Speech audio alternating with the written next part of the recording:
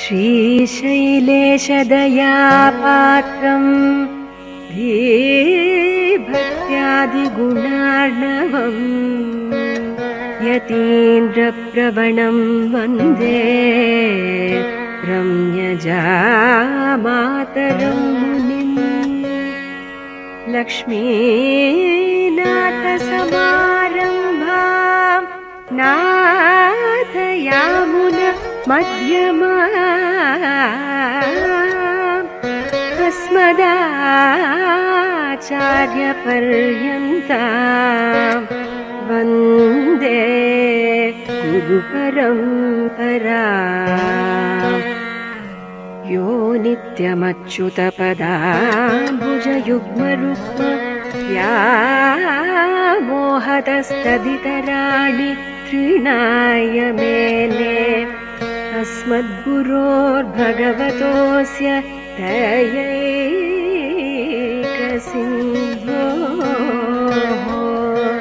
रामानुजस्य चरणौ शरणं प्रपद्ये।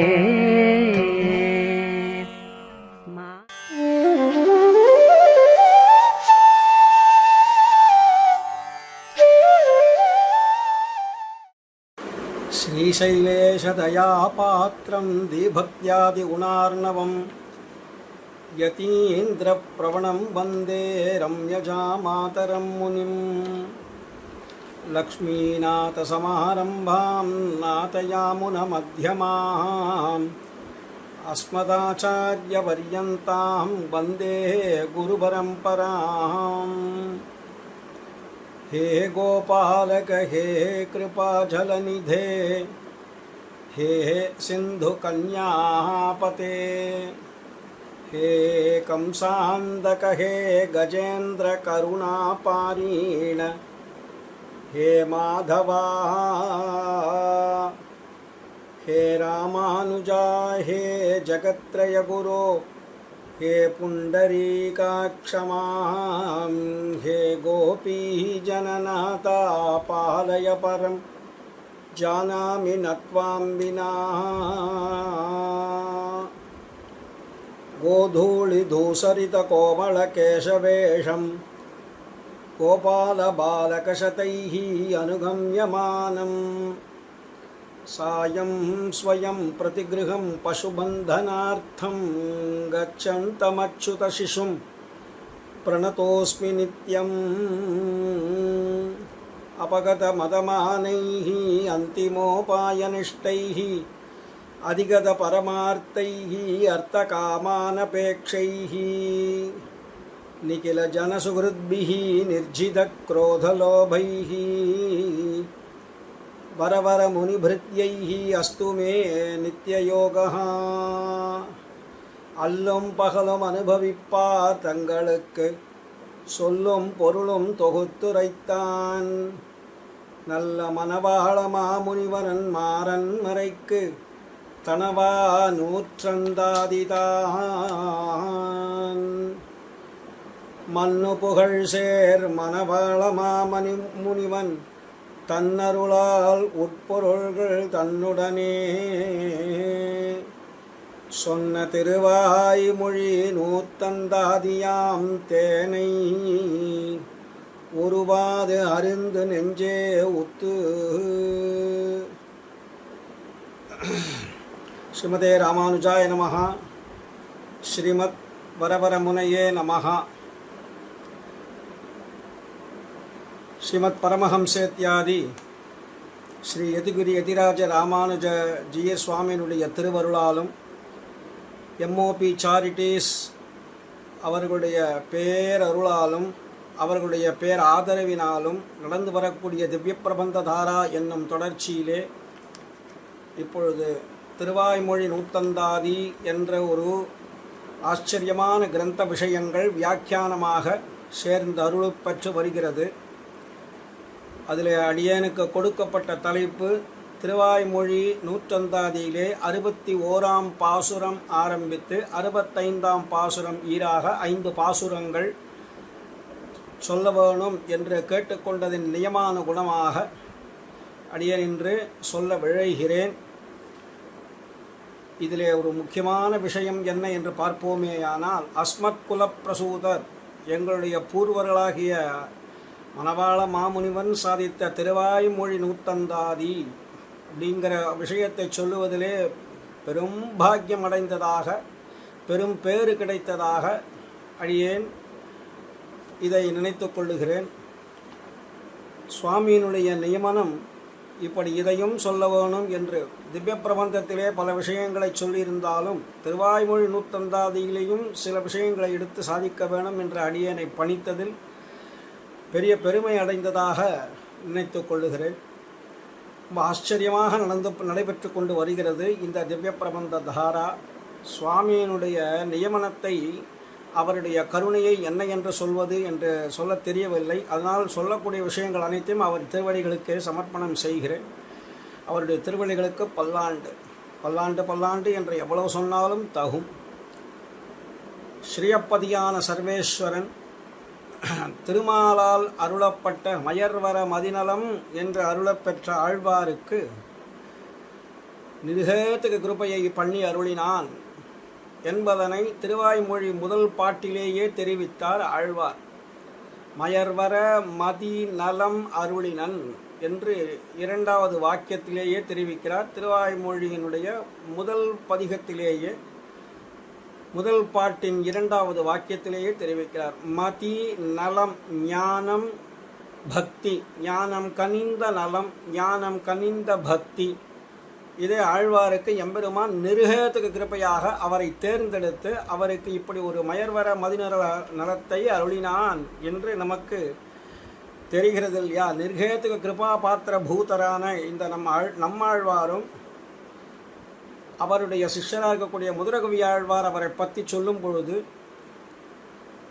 அதாவது அருள் கொண்டு 1000 இன்தமிழ் பாடினான் அருள் கண்டீர் உலகினில் மிக்கதே என்று சொல்லும்படியாக அருள் கொண்டாடும்படியாக இருந்த எம்பெருமான் என்ன பண்ணினான் என்று கேட்டால், கீதார்த்த விஷயங்கள், கீதையில் உள்ள விஷயங்களை ஆராய்ந்து பார்ப்போமேயானால் நெறியெல்லாம் எடுத்துரைத்த நிறையான தொருமூர்த்தி என்று சொல்லும்படியாக நெறி சகலவிதமான தர்மங்களையும், அதாவது கர்மஞான, கர்மம், ஞானம், பக்தி எல்லாத்தையும், கர்மயோக, ஞானயோக, பக்தியோக, பிரபத்தியோகம் என்று எல்லா விஷயங்களையும் எடுத்து உரைத்தானே. அதனாலே அருள் கொண்டு அந்த அருள் கொண்டாடும் அடியவர் இன்புற அருளினான் அவ்வருமறையின் பொருள். அருளினான் அருமறையின் பொருள், அருள்மறையின் பொருளை அருளினான்.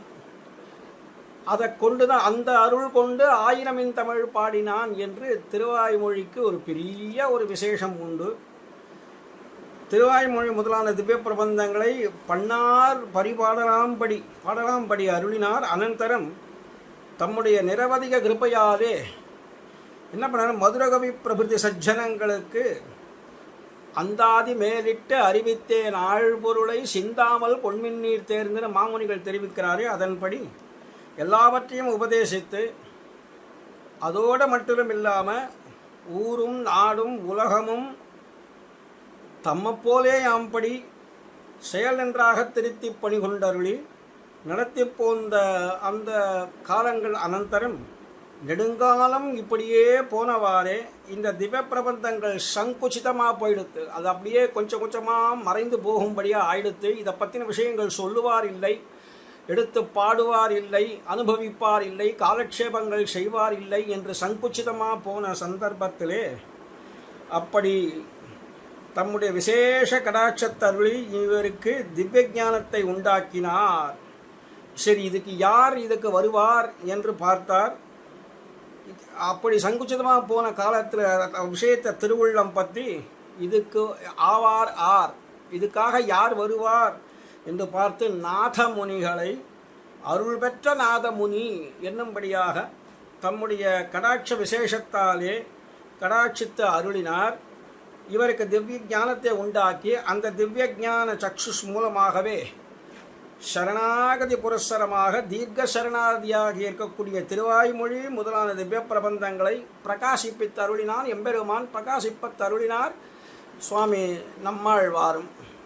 அந்த நாதமுனிகள் தம்முடைய சிஷ்யர்களாக இருக்கக்கூடிய கீழே அகத்தாழ்வான் மேலே அகத்தாழ்வான் போன்ற பல பேருக்கு இயலிசை நாடகமாக நடத்தி கொடுத்து அவர்களுக்கு விஷயத்தை சொல்லி இவ்வாறு இருக்க வேணும் என்றெல்லாம் பண்ணி அப்படியே அது பிரபந்தமாக வர அவருடைய திருப்பேரனார் ஆளவந்தார் விஷயமாக அவருக்கு எல்லாருக்கும் கடாட்சம் பண்ணி அருளும்படியாக செய்து திருவாய்மொழி கிரமேண வந்து கொண்டே இருந்தது.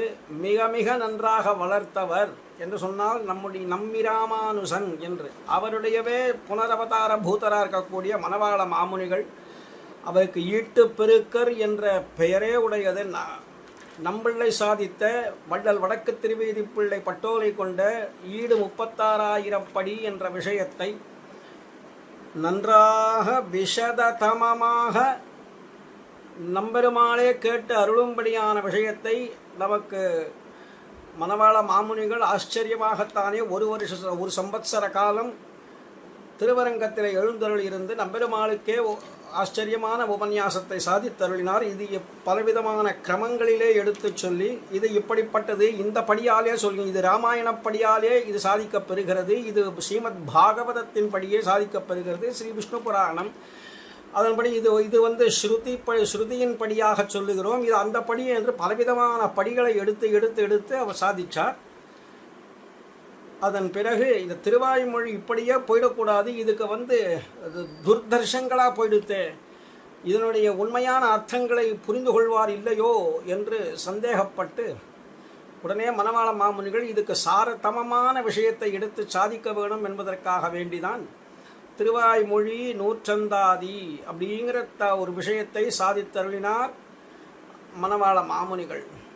உண்மையாகவே ஒரு பாசுரம், அந்த பாசுரத்தினுடைய விஷயம், ஒரு திருவாய்மொழி என்ன சொல்ல வருகிறது, அதனுடைய விஷயங்கள் என்ன, அடுத்த பதிகத்துக்கு உண்டான சங்கதி என்ன என்ற போன்ற விஷயங்கள் எல்லாவற்றையும் ஆச்சரியமாகத்தானே சாதிச்சுட்டு வந்திருக்கிறார்.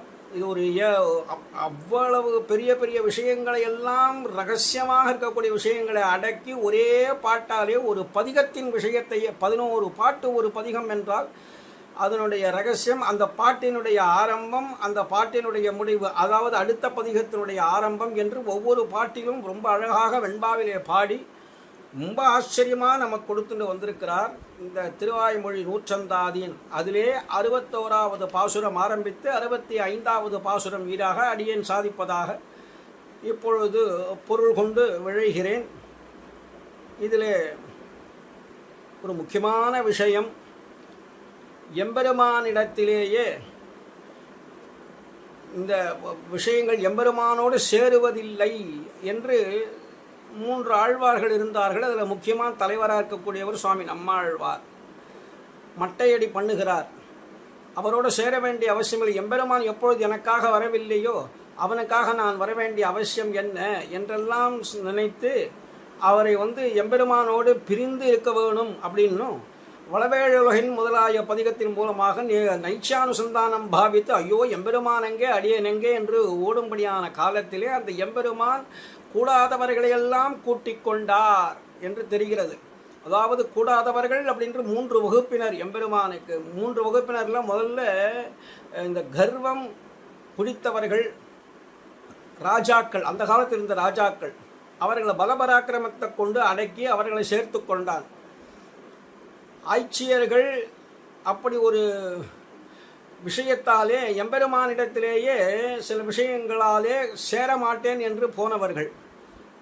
பக்தி பிராபல்யம் தான் காரணம். நீ எப்பொழுது நான் கூட்டப்போது வரவில்லையோ நீ வர வேண்டிய அவசியம் என்ன, போ, எங்கேருந்து வந்தையோ அவ்விடத்திலேயே போ, என்னுடைய பந்துங்கடலும் தந்து போகு நம்பி என்று நம்மாழ்வாரும் அப்பேற்பட்ட அந்த குலசேகர ஆழ்வார் சாதித்த பிரகாரம் இவர்கள் எங்கேருந்து வந்தையோ அவ்விடத்திலேயே செல்ல வேண்டியது தேவரீர் என்று எம்பெருமானோடு மட்டையடி உற்சவம் பண்ணுகிறார்கள். அவர்களை நைச்சானுசந்தானம் பண்ணி, பகவான் நைச்சானுசந்தானம் பண்ணி அவர்களை சேர்த்து கொண்டான் 2ஆம் வகுப்பினர் ஆய்ச்சியர்களை. முதல் வகுப்பினர் யாருன்னு பார்த்தா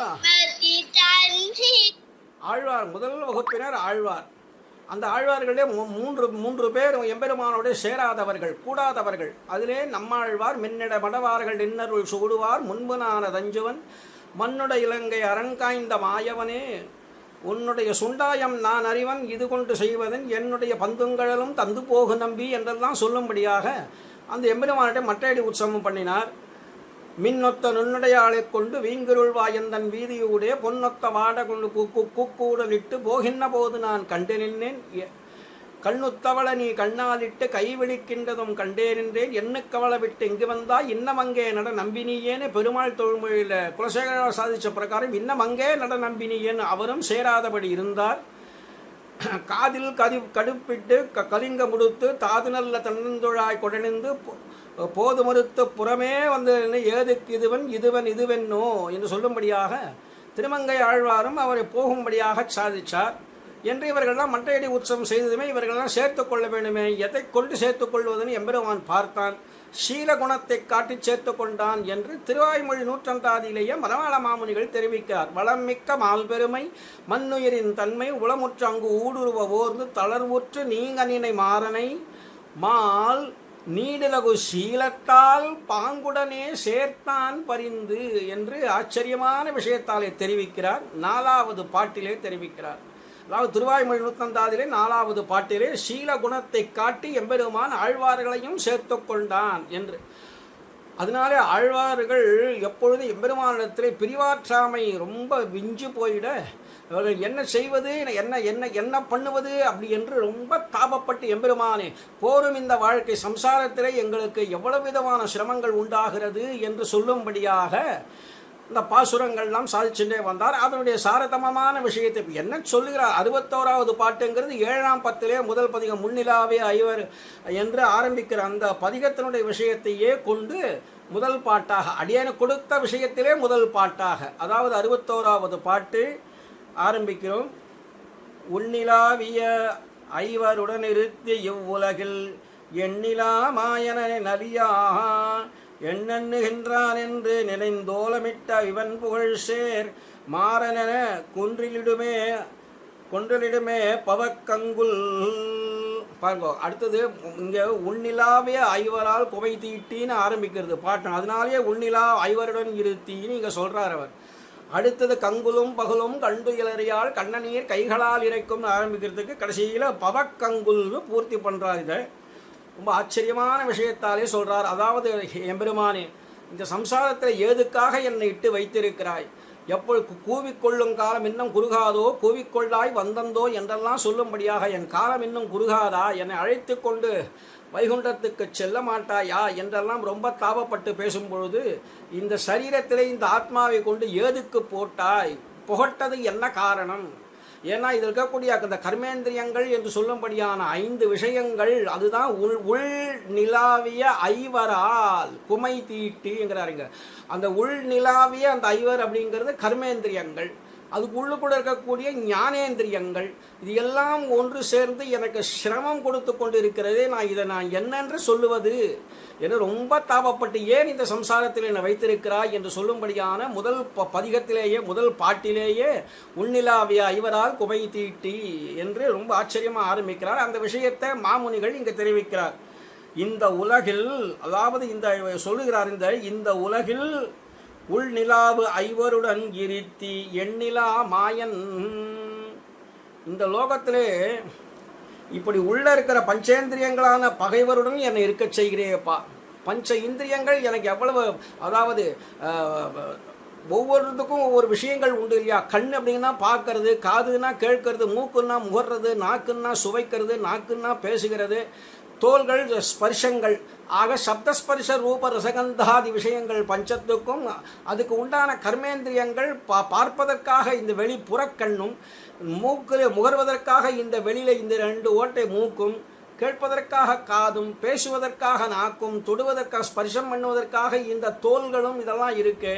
இது எவ்வளவு சிரமங்கள், பார்க்கக்கூடாத வேண்டாத விஷயங்கள்லாம் கண் பார்க்கறது, கேட்க வேண்டாத விஷயங்கள் எல்லாத்தையும் கேட்கிறது என்று இது ரொம்ப தாபப்பட்டு ஸ்தோபோக்திகள்னு சொல்லுவார்கள், வம்பளப்பதுன்னு. அதாவது ஆத்மஸ்லாகா பராம் நிந்தா சதாம் நிந்தா அப்படின்னு சொல்லும்படியாக ஆத்மாவை புகழ்ந்து பேசிக்கொள்ளுவார்கள். அதுபோல் மற்றவர்களை வம்பு சொல்லுதல், திட்டுதல், ஏசி பேசுதல் அப்படின்னு சொன்னாக்கா அதில் மிகவும் சந்தோஷப்படக்கூடிய சதாம் நிந்தா நிந்திக்கக்கூடியவர்கள். இதெல்லாம் தானே உலகத்தில் இருக்குது. இந்த இந்திரியங்களும் அதைத்தானே செய்கிறது. சதாம் நிந்தான்னும் போது காது பஞ்சடைச்சு போயிட வேண்டாமோ? ஆத்மஸ்லாகான்னு ஒவ்வொருத்தரும் வந்து இருக்கும்பொழுது அந்த சமயத்தில் பஞ்சடைச்சு போயிட வேண்டாமோ என்றெல்லாம் பார்த்து பார்த்து ரொம்ப இது தாபங்களை கஷ்டங்களெல்லாம் கொடுக்கறதே எம்பெருமானே என்று ரொம்ப தாபப்பட்டு சொல்லுகிறார் இந்த இடத்துல.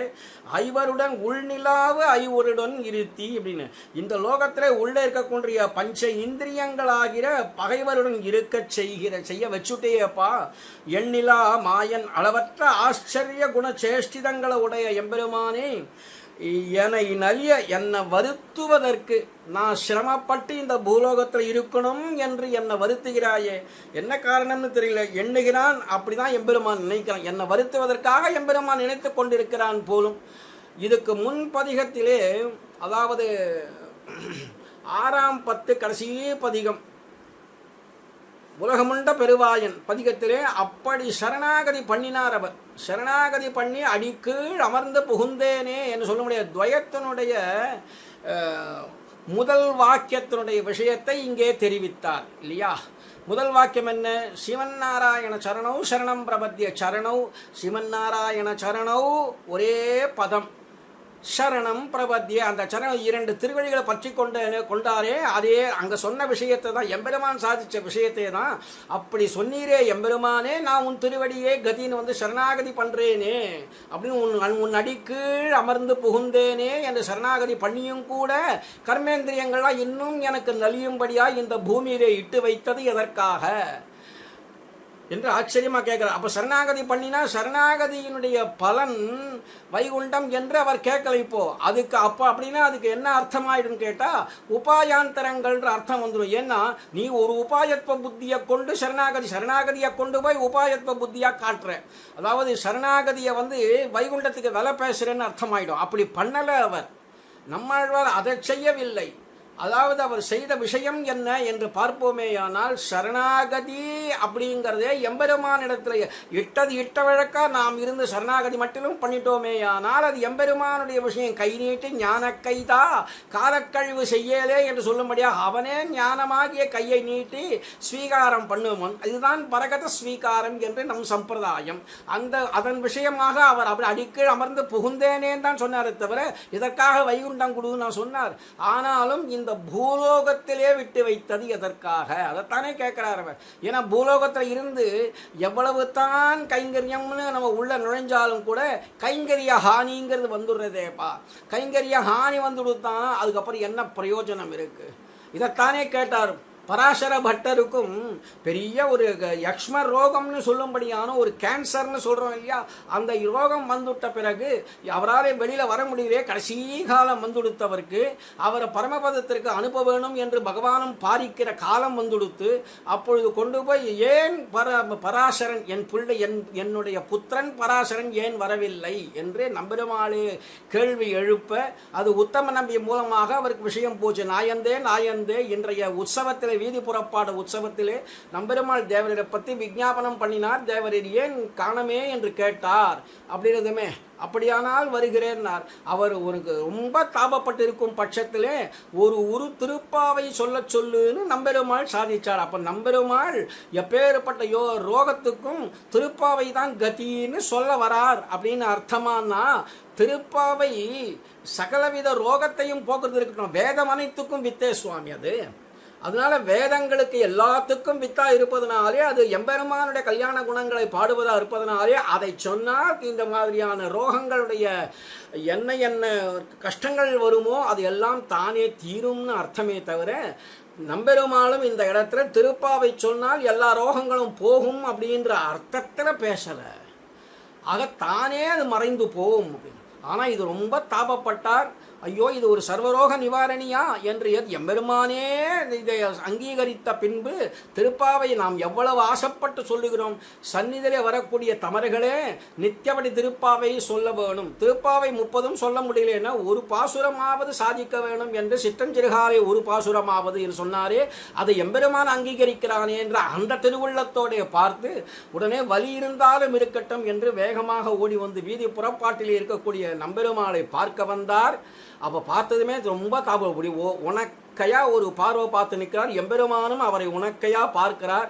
போற நொந்தீரோ ரொம்ப தாபப்பட்டீரோ அப்படின்னு கேட்டா, அந்த சமயத்தில் தான் திருமங்கை ஆழ்வார் பாசுரம் அவருக்கு ஞாபகத்துக்கு வர சொல்லாய் அவர் சொல்லாய் திருமார்பா உனக்காகி தொண்டுபட்ட நல்லேனை வினைகள் நலியாமை நம்பி மல்லா குடமாடி மதுசூதனே உலகில் செல்லா நல்லிசையாய் திருவிண்ணகரானே. திருவிண்ணகர் பாசுரத்தை எடுத்து ஆச்சரியமாக சாதிக்கிறார் இந்த இடத்துல. அப்போ சொல்கிறார், சொல்லா நல்லிசையா, எனக்கு நான் சொல்ல வேண்டிய ஒரு விஷயம் எல்லாம் உனக்கு எதுவுமே அக்ஷய கீர்த்திஷ்ட விசக்ஷணஸ்ட க்ஷிதிக்ஷமாவான் க்ஷதஜோபமாச்சான்னு வாலியினுடைய பாரியை தாரை ஒன்று அப்படிலாம் புகழ்ந்தாளேப்பா. அந்த மாதிரி அப்பேற்பட்ட அக்ஷய கீர்த்தி உனக்கு புகழ்ங்கிறது இல்லை இனிமே இல்லை அப்படின்னு உலகில் செல்லா நல் இசையா என்று சொல்லும்படியாக இனிமேல் உனக்கு கீர்த்திங்கிறது போகும்படியான விஷயம் இல்லை. ஆனால் நான் சொல்ல வேண்டிய விஷயம் என்ன தெரியுமோ, இப்படி எனக்கு வினைகள் இப்படி வந்துடுத்தேப்பா, வினைகள் நலியாமை நம்பி அப்படின்னு சொன்னாக்கா எனக்கு இதை போக்கிடுன்னு கேட்கல, எனக்கு இந்த வியாதியை எடுத்துடுன்னு சொல்லலை அவர். அதுக்கு பதிலாக என்ன கேட்கிறார், இந்த மாதிரி வியாதியை கொடுத்தியே இதன் மூலம் கைங்கரியத்துக்கு ஹானி வருதேன்னு. அந்த கைங்கரியத்துக்கு ஹானி வந்துதானா, இதெல்லாம் எதிரி தானே நமக்கு. அதனாலே நமக்கு எம்பெருமானுடைய விஷயங்கள் தமறுகளை சேர்ந்தா கூட நமக்கு கொன்று உயிருண்ணும் விஷாதி பகபசி தீயனவெல்லாம் நின்று இவ்வுலகில் கடி நேமிப்பினான் தமர் போந்தார் என்று சொல்லும்படியான விஷயத்தில் உடையவருடைய அவதார விஷயமாக சொல்லக்கூடிய அந்த பதிகத்திலே சுவாமி நம்மாழ்வார் ரொம்ப ஆச்சரியமாக சாதிக்கிறார். கொன்று உயிருண்ணும் விஷாதி, விஷாதினா வியாதி, கொன்று உயிருண்ணும் விஷாதி பகை பசி தீயனவெல்லாம் நின்று இவ்வுலகில் கடிவான் நேமிப்பிரான் தமர் போந்தார் என்றெல்லாம் சாதிச்சிருக்கிறாரே சுவாமி நம்மாழ்வார். அதன்படி எல்லாமே போகக்கூடிய எதுக்காக போகணும்னு கேட்டா அது இருந்தா இருந்துட்டு போறது, என்ன கர்மவினை தீரணமோ தீர்ந்துட்டு போகிறது, அது பெரிய விஷயம் இல்லை. கைங்கரியத்துக்கு நாம் உடம்பு முடியாமல் கீழே படுத்துண்டோமே, ஆனால் எம்பெருமான் கைங்கரியத்துக்கு ஹானி வந்துடுறதே என்று அல்லவோ இவர்கள்லாம் பாரிப்பது. அதனாலே அந்த இடத்துல போய் கேட்டார், போற நொந்தீரோன்னு எம்பெருமான் சொல்லி உமக்கு பரமபதம் தந்தோம் என்றெல்லாம் கொடுக்குறாரே. அப்போ இதிலே நமக்கு தெரிஞ்சுக்க வேண்டிய விஷயம் என்னன்னு கேட்டால், இந்த வியாதிகள் எல்லாமே கைங்கரியத்துக்கு ஹானியாக இருப்பதனாலே இப்போ நம்மாழ்வாரும் பாரிப்பது வைகுண்டம் வேணும்னு கேட்பதற்காக இல்லை. என்ன அந்த அவ்விடத்தில் அழைச்சிட்டு போனால் கைங்கரியம் செய்வேனே, உமக்கு கைங்கரியம் நீயும் பிராட்டியுமாக இருக்கக்கூடிய சன்னிவேஷத்திலே பிராட்டியும் நீ உன்னுடைய திருமுக மண்டலம் உல்லாசமாக சந்தோஷமாக இருக்கிற காலத்தில் பிராட்டியும் அவ்வளவு ஆனந்தப்படுவளே சேர்த்தி உற்சவத்திலே கைங்கரியம் செய்வது தானே உச்சிதம். இதைத்தானே சுவாமி எம்பெருமானாரும் தன்னுடைய சரணாகதி கத்தியத்திலேயே தெரிவிச்சிருக்கிறார். ஆரம்பமே பகவன் நாராயணாபிமதானுரூப ஸ்வரூப ரூப குண விபவைஸ்வர்யா சீலாத்யனவாதிகாதிசயா சங்கேய கல்யாண குணகணாம் பத்மவனாலயாம் பகவதீம் ஸ்ரீயந்தேவீம் நித்யானபாயினீம் நிரவத்யாம் தேவதேவ திவ்யமகிஷீம் அகில ஜெகன்மாதரம் அஸ்மன்மாதரம் அசரண்ய சரண்யாம் அனன்ய சரணஹா சரணமகம் பிரபத்தேன்னு அங்கேருந்து ஆரம்பித்து சேர்த்து உற்சவத்திலே செய்யக்கூடிய கைங்கரிய பிராப்திங்கிறது பெரிய விஷயம் அல்லவோ. அந்த கைங்கரியத்துக்கு ஹானி வருது. இந்த ஐவர்கள் என்று உன்னில உள்நிலாவிய ஐவரால் குமை தீற்றி என்று சொல்லும்படியாக இந்த உள்ள பதிந்து இருக்கக்கூடிய, ஏன்னா சரீரத்தில் கொண்டு தானே ஆத்மாவை போட்டிருக்கிற, இந்த ஆத்மாவுக்கு ஹானிங்கிறதே கைங்கரியம் இல்லாமல் போகிறது தான். அந்த ஹானி இல்லாமல் இருக்கணும் இல்லையா. இதுகள்லாம் சிரமம் தானே கொடுக்கறது. பார்க்கக்கூடிய வேண்டாத பரஸ்திரி சௌந்தரியங்களை பார்த்து கொண்டு கேட்க வேண்டாத விஷயங்களை காதுகள் கேட்டுக்கொண்டு முகர வேண்டாத விஷயங்களை முகந்து கொண்டு இருந்தால் எம்பெருமான் என்ன நினைச்சுக்கிறான், நம்ம கொடுத்த இந்த இந்திரியங்கள்லாம் துர்விநியோகம் பண்றானே என்றல்லவோ நினைத்து கொள்ளுவன். அப்படியல்லவோ எனக்கு. ஆனால் இவர் என்ன சொல்றார், எனக்கு இதெல்லாம் சிரமங்கள் தானே கொடுக்கறது, இது ஏன் கொடுத்தா எம்பெருமானே, ஏன் இந்த சரீரத்திலே கொண்டு போய் என்னை போட்டாய் என்று கேட்கும்படியாக அளவற்ற ஆச்சரிய குணசேஷ்டிதங்களை உடைய இந்த எம்பெருமான் என்னை வருத்துவதற்கு நினைச்சென்றிருக்கிறான் போலும். அப்படி நினைக்கிறான்.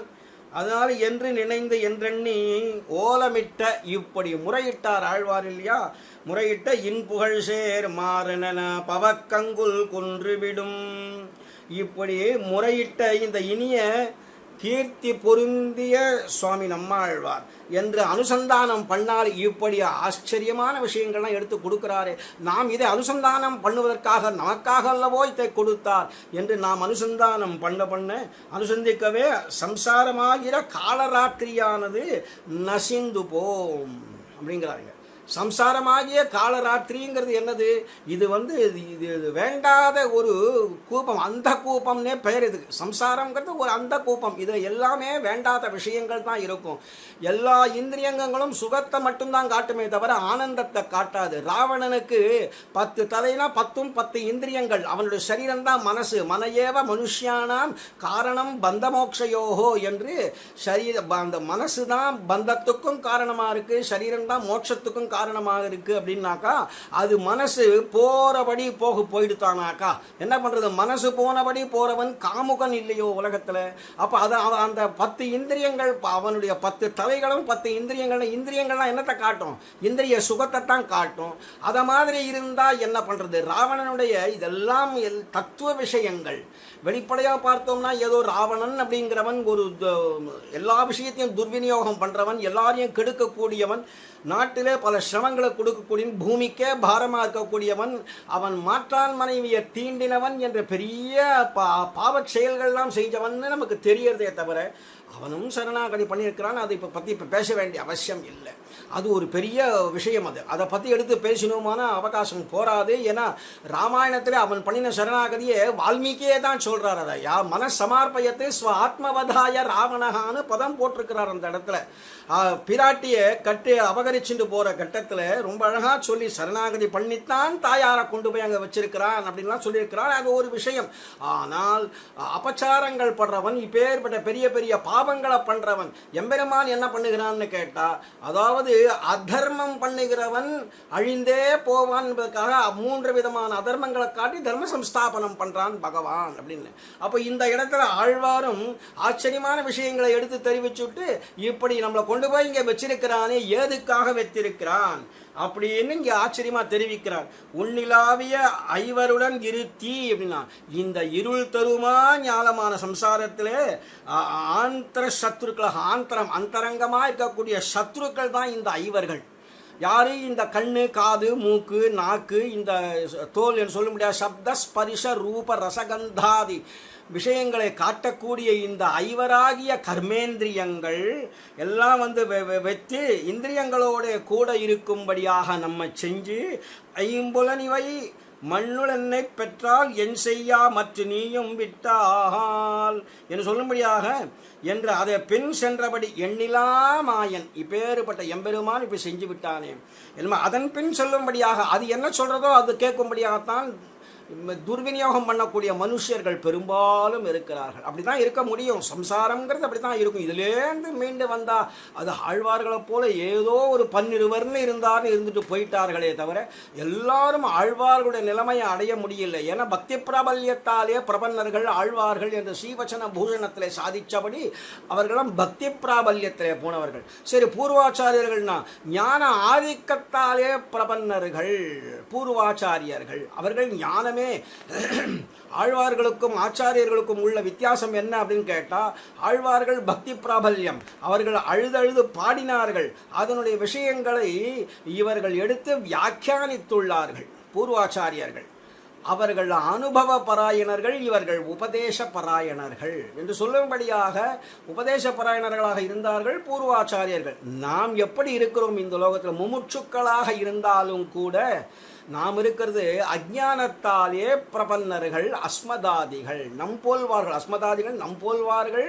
இப்படி அஜ்ஞானத்தாலே பிரபன்னர்களாக இருக்கிறோமே. ஆனால் ஆழ்வார் எல்லாவற்றிலும் விஞ்சி பலவிதமான எப்படியெல்லாம் செய்யணுமோ சரணாகதியை பண்ணி கூவரார், அழைக்கிறார் எம்பெருமான. அவர் வரலேன்னுதுமே ஐயோ இப்படி கொண்டு போய் என்னை இந்த சம்சாரமாகிய துர்கந்தத்தில் என்னை கொண்டு போட்டுட்டீயே, நான் என்ன செய்வேன் அப்படி எண்ணிலா மாயின் இவள் இந்த உலகத்தில் உன்னிலா ஐவருடன் இருத்தி என்னை நலிய வேணும் என்கிறான் இந்த எம்பெருமான். நான் என்ன செய்வேன்? அசங்கியாதமான ஆச்சரிய சக்தி யுக்தனான சர்வேஸ்வரன். அசங்கியாதம் அப்படின்னா இதுக்கு இவ்வளவுதான் எண்ணிக்கைன்னு இல்லாமல் ஆச்சரிய சேஷித குணங்கள் கோடி கோடி கோடியா எவ்வளவு எத்தனை கோடினே சொல்ல தெரியல. அவ்வளவு குணங்களும் அதிகம், அவனுடைய ஆச்சரிய சேஷ்டிதங்களும் அதிகம். இதை நாம சொல்லல, குணங்களாலேயே சேர்ந்து எப்பொழுதுமே குணத்தோடையே சேர்ந்து சேர்ந்து சேர்ந்து இருக்கக்கூடியவன் எம்பெருமான். அதனால தான் அந்த எம்பெருமான பற்றி அயோத்தியா காண்ட ஆரம்பத்திலேயே சகல ஜனங்களும் தசரதர்கிட்ட சொல்லும் பொழுது அவன் பகவோன்றிருப்ப கல்யாண குணாக புத்திரஸ்ய சந்திதே என்று சொல்லுகிறார்கள். பகவோன்றிருப்ப கல்யாண குணாகா, அப்படி இவ்வளவுதான் அந்த எண்ணிக்கைக்கு உட்பட்டதே கிடையாது அப்படின்னாக்கா குணங்களோடையே சேர்ந்து இருக்கிறான். அந்த குணங்களை ஒரு கால் பிரிச்சா பிராட்டியினுடைய ராகம், அதாவது பெரிய பிராட்டி சீதா பிராட்டியாருடைய ராகம் எம்பெருமானிடத்திலே காதல் என்பது எதற்காக குணத்தை கொண்டா இல்லையே, அவள் அனசூயை கிட்ட அனசூயினிடத்திலே பெரிய பிராட்டியார் வார்த்தையை ஸ்மரிப்பதுன்னு நமக்கு ஒரு வச்சன பூஷணத்தில் ஒரு வார்த்தையை கொடுக்கிறார். அதாவது பெரிய பிராட்டியார் அங்கே சொல்லும் பொழுது அனசூயை கிட்ட எம்பெருமான் குணத்தோடையே சேர்ந்து இருக்கிறதுனாலே நான் குணத்தினால தான் எம்பெருமானோட்டு ராகத்தோடு இருக்கிறேன் என்று அறிவர் நாட்டார். அப்படி இல்லை, குணத்தை அவரிடத்திலிருந்து பிரித்து காட்டினால் நான் எதற்காக எம்பெருமானத்தில் ராகத்தை கொண்டிருக்கிறேன், அவருடைய சொரூபானுரூப விஷயங்களை கொண்டுதான் அவரிடத்தில் இருக்கே தவிர ஒரு கால் குணம் இருந்து காதல் பண்ணும் பட்சத்திலே அவர் அப்புறம் குணம் போயிடுத்தானா, அப்ப காதல் போயிடுமா? அதனாலே அவர் குணத்தை அவரை விட்டு பிரிக்க முடியவில்லை. அதனாலே நான் எதற்காக ராகப்பட்டிருக்கிறேன்னு எம்பெருமான்கிட்ட காட்ட முடியவில்லையே என்று. அப்படி அசங்கித சேஷ்டிதமான இருக்கக்கூடியவன் அசங்கேய கல்யாண குணகணாகான் என்று சொல்லும்படியாக அப்பேற்பட்ட அந்த எம்பெருமான் சர்வசக்தியுடன் சர்வேஸ்வரன் தமோபிபூதமான இந்த விபூதியிலே தமோபிபூதம், இது எல்லாம் தமசு தமசு தமசு, இருட்டு இருட்டு இருட்டாக தான் இருக்கு. நம்ம பார்ப்பதற்கு ஏதோ சூரிய வெளிச்சம் வந்துடுத்துன்னு சொல்றோமே தவிர அது எல்லாமே எம்பெருமான்ட்ட இன்னும் கொண்டு சேர்ப்பதற்கு காரணமாக அமையலையே நம்ம பொறுத்த வரைக்கும். அதனாலே எல்லாமே தமோபிபூதம் தான், தமசாலே கொண்டுதான் இந்த உலகம் படைக்கப்பட்டிருக்குன்னு சாஸ்திரங்கள்லாம் சொல்றது. அதனாலே இதெல்லாம் நாம் ரஜோகுண பூத்தர்களாக படைக்கப்பட்டிருக்கிறோம். உலகம் அப்படிங்கிறது தாமசாகங்காரத்திலேருந்து ஆகாசம், ஆகாசத்திலேருந்து வாயு, வாயுவிலேருந்து அக்னி, அக்னியிலேருந்து ஜலம், ஜலத்திலேருந்து பிருத்திவி, பிருத்திவியிலே ஓஷதி வனஸ்பதிகள் செடி கொடிகள், அதிலேருந்து அன்னம், அன்னத்திலேருந்து புருஷன் என்று இப்படி வரக்கூடிய இந்த சந்தர்ப்பத்திலே எல்லோருமே தமோபிபூத்தர்கள் தான். அதுலேருந்து கொஞ்சம் சாத்விகமாக வருதுங்கிறது கொஞ்சம் கொஞ்சமாகவா ஆழ்வார்களை போல வர முடியுமா? அவர்கள் பரபக்தி பரஜானம் பரமபக்தி தலையெடுத்து போனவர்கள் இல்லையோ.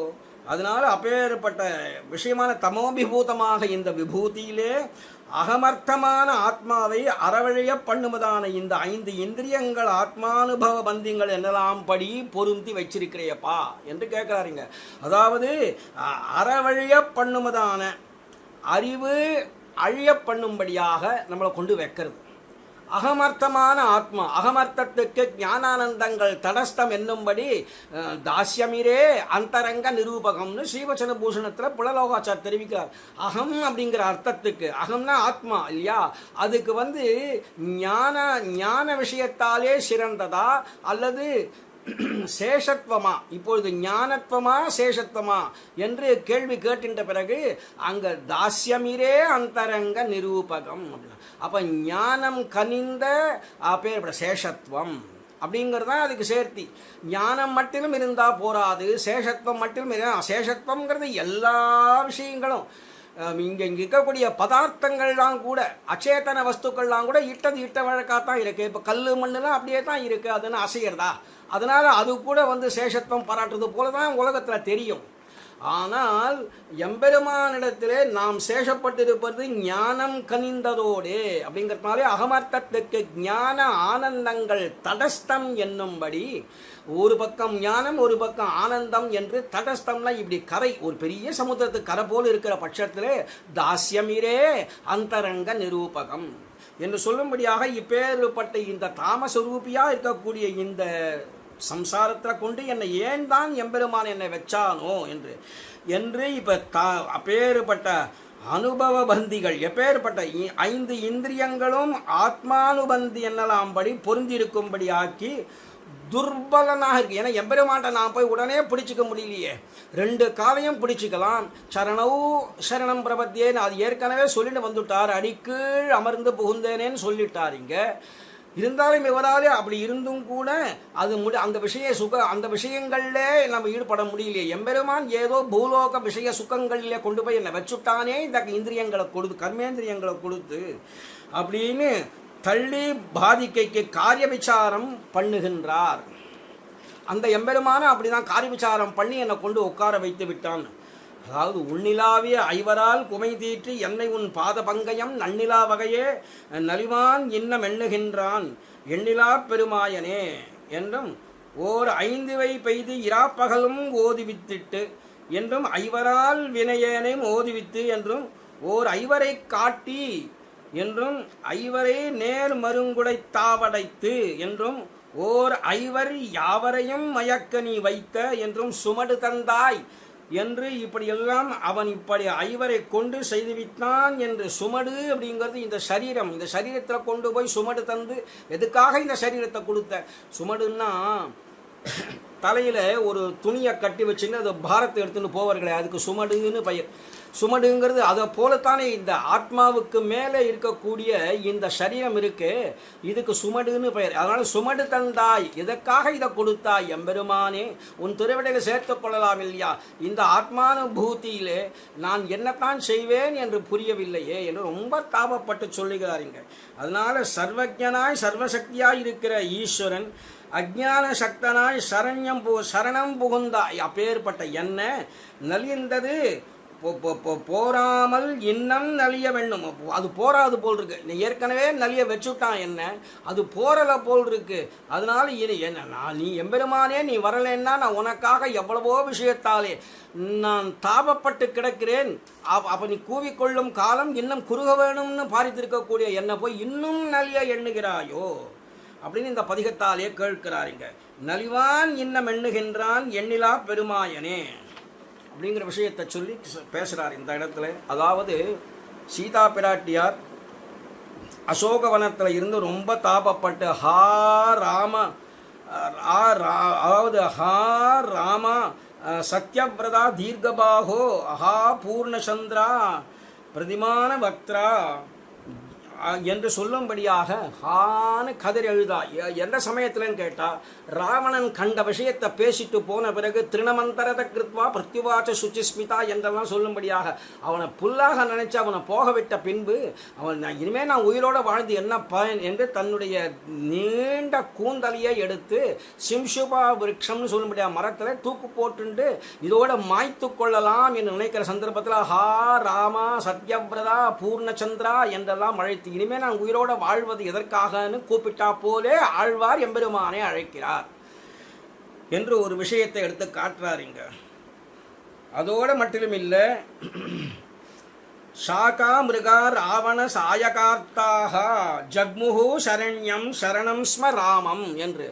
அதாவது ராவணன் அடிக்கிற காலத்தில் சாக்கா மிருகங்கள் சொல்லும்படியான இந்த மிருகங்கள்லாம் இருக்குது, இதுகள்லாம் ரொம்ப தாபப்பட்டு எம்பெருமான்கிட்ட சரணம் அடைஞ்சுதான் ரொம்ப ஐயோ என்னை இப்படி ராவணன் முதல் நாள் யுத்தத்துக்கே ராவணன் வர அன்றைக்கே இப்படி என்னை அடிக்கிறார்களே போட்டு எல்லாரும் துவம்சம் பண்ணுகிறானேன்னு பெருமாள்கிட்ட சரணாகதி பண்ணினார்கள். சரி பெருமாள் நானே வெள்ளெடுத்துட்டு போறேன்னும் போது லக்ஷ்மண சுவாமி அங்கே அப்பேற்பட்ட இளைய பெருமாள் அவர் சரணாகதி பண்ணுறார். சுவாமின்னு தேவர் இருக்கா, இவன் அடிக்கிறதுக்கு தேவரை போகணுமா, அவன் ஒரு பொருளே இல்லை, எனக்கே பொருள் இல்லைன்னும் போது தேவர் இருக்கு என்ன நானே அடிச்சுட்டு வரேனே, அதுக்கு ஆக்ஞாபிக்க வேணும்னு கேட்டுண்டார். அந்த சாக்கா மிருகங்களானவைகள் ராமா ராமான்னு தாபப்பட்டு ஓடி சரணாகதி பண்ணினதுகளே அதுபோல ஆழ்வார் இவ்விடத்திலே சரணாகதி செய்கிறார் என்றெல்லாம் சொல்லுகிறார் இந்த இடத்துல. அதனால இப்பேருடைய பிரதிமான பக்தரா என்றெல்லாம் அப்படி கத்துறார்கள். பிரதிமான பக்தம்னா அப்பேருட பிரதிமையே வடிவம் எடுத்தவன் எம்பெருமான். அந்த பக்தம்னா அவனுடைய சரீரம்.